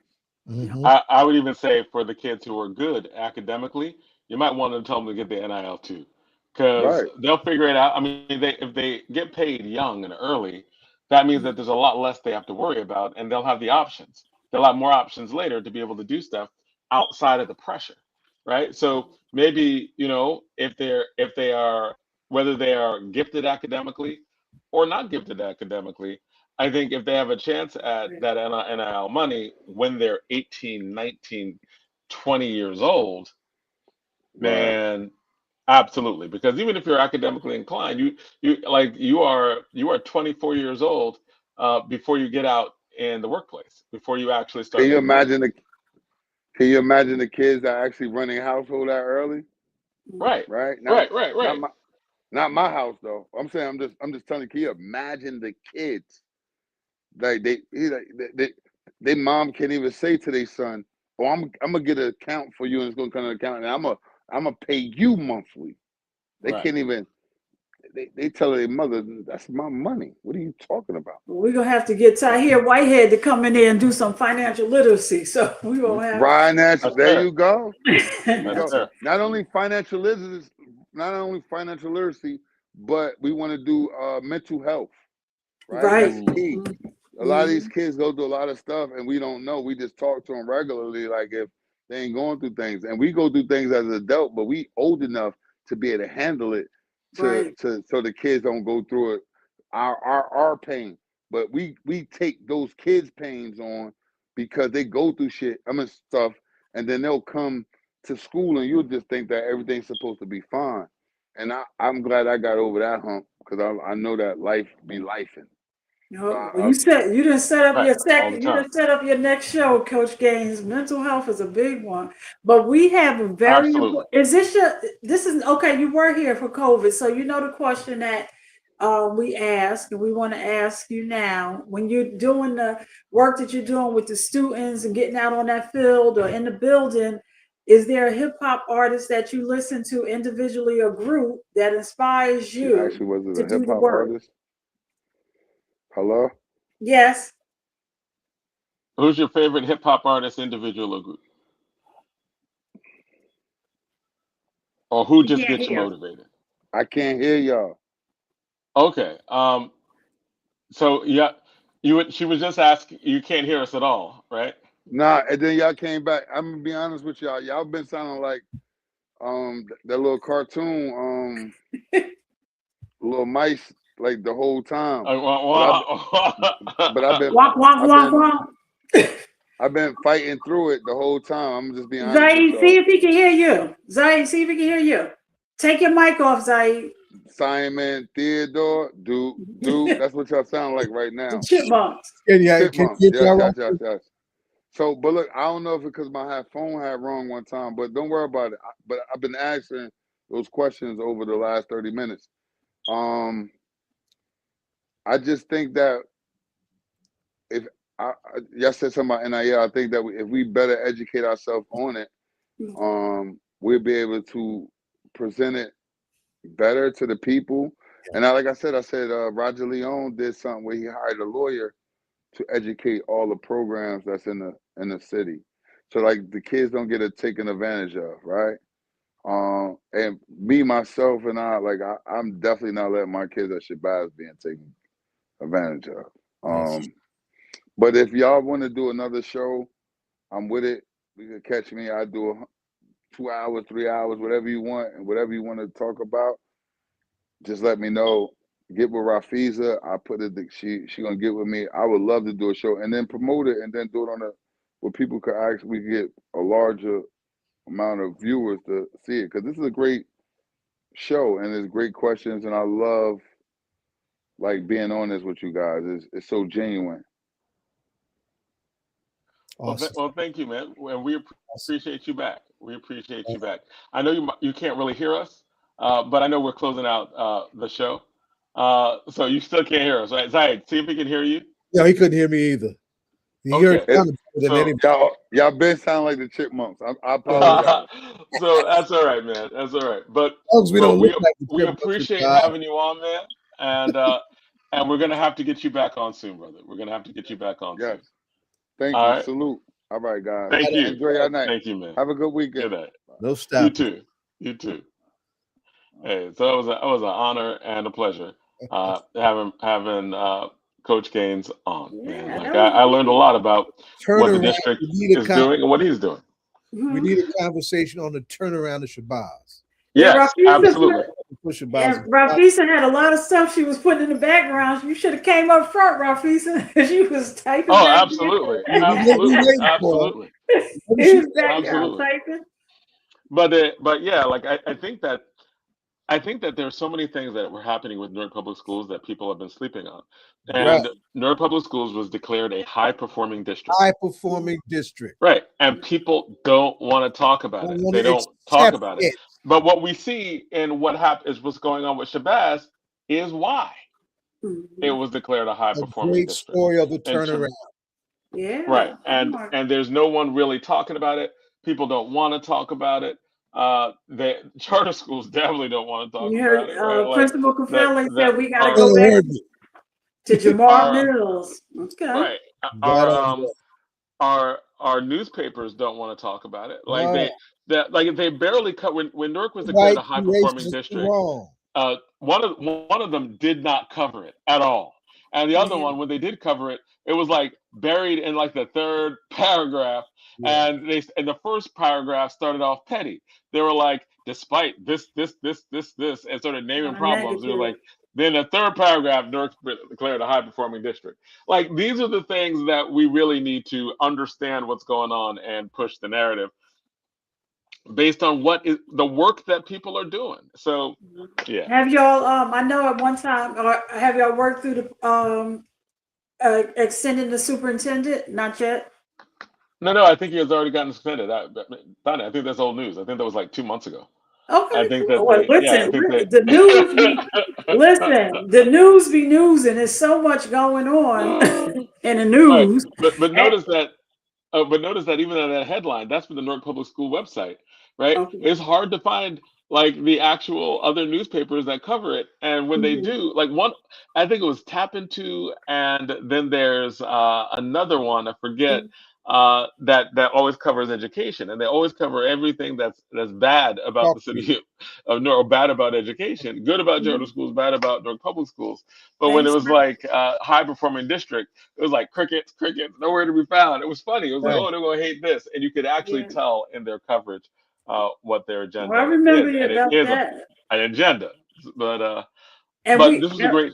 You were saying? We know that. We know that Don Lemon is out. We know that happened, right? Yes. Okay. And right. The charge is serious. He's out. Yes, He's facing the federal he's charge. out on bail, right? But they're still going to be charging him, just like they're charging LaMonica, right? Yeah. Our congresswoman, and just like they're charging a lot of other people. But as I said at the beginning of the show, the things that are the way in which they are using oppressive authority really had their first crack at it with LaMonica MacGyver. That case, I cannot overemphasize the importance of that case and the importance of Yes. attention being on that case. And it should be She's still national and voting. international attention on it because it was the first one of the type. And because they were able to start to get away with it with her, that is when they were emboldened to just really push it forward with these other candidates. So, but I know it's coming to the end of our show. Yes. It is like 9:04. We are 9:05, already over. and you still It is talking. 9:05, and yes, and I am still talking, but I'm going to try to change that and say great show. And everyone, and thank all of our guests that came on for today. We will have to get the group from that went to Minnesota. We're working on it. There was a car issue that they got scrambled up. They got really just lucky that they get hurt in the serious car accident. There was a car breakdown, and they just and that cold weather. Well, I'm glad that they're okay. Apologize, and they're willing to come back on. Oh, absolutely, and I'm glad that they're okay because it's been rough driving in these cold streets, these cold, icy streets. Absolutely. Slow down. Right. Well, thank everybody. Thank our audience. Brother Dumas, we see you out there. Principal Cafele, we see you out there. Absolutely. So thank everybody. You want to thank everybody, Zaid? I want to thank Attorney Gloria. I want to thank Analilia Mejia, her courageous run for Congress. Hope she does well. Yes. We actually have a decent pool of candidates in that race. So whoever wins. Don't forget to vote next Thursday. That's Thursday. Wait, time out. It's Thursday? 11th Congressional District. The vote is this coming Thursday. Yes. Yo, did they really make it on a Thursday? They don't want anybody to vote, right? Like, what's going on? A Thursday election? Yes. What, they try to trick people? It sounds like you're lying. You're like, oh, the election's on Thursday. That sounds like the lie they tell black people because they know the election's on Tuesday. I have never heard of an election on Thursday. The special election is this Thursday. Early voting has started. Dang. So if you everybody can't vote early. Vote if you can't. Yes. No, I'm just saying, if you're in the 11th Congressional District, you just need to start voting now. Vote over the weekend, man. Because Thursday election, like when someone says the election's on Thursday, I think they've lied to us. I think this is one of those black people tricks, right? Like, oh, let's trick the black people. Let's tell them the election's on Thursday. We think it's funny. And then, it sounds like they're clowning us when they tell us the election's on Thursday. So yeah, vote early because I wouldn't have believed it. I'd have been going out there on Tuesday and got please real mad. turn those numbers out. 11th Congressional District, please get out and vote. And this is the primary for the 11th Congressional District.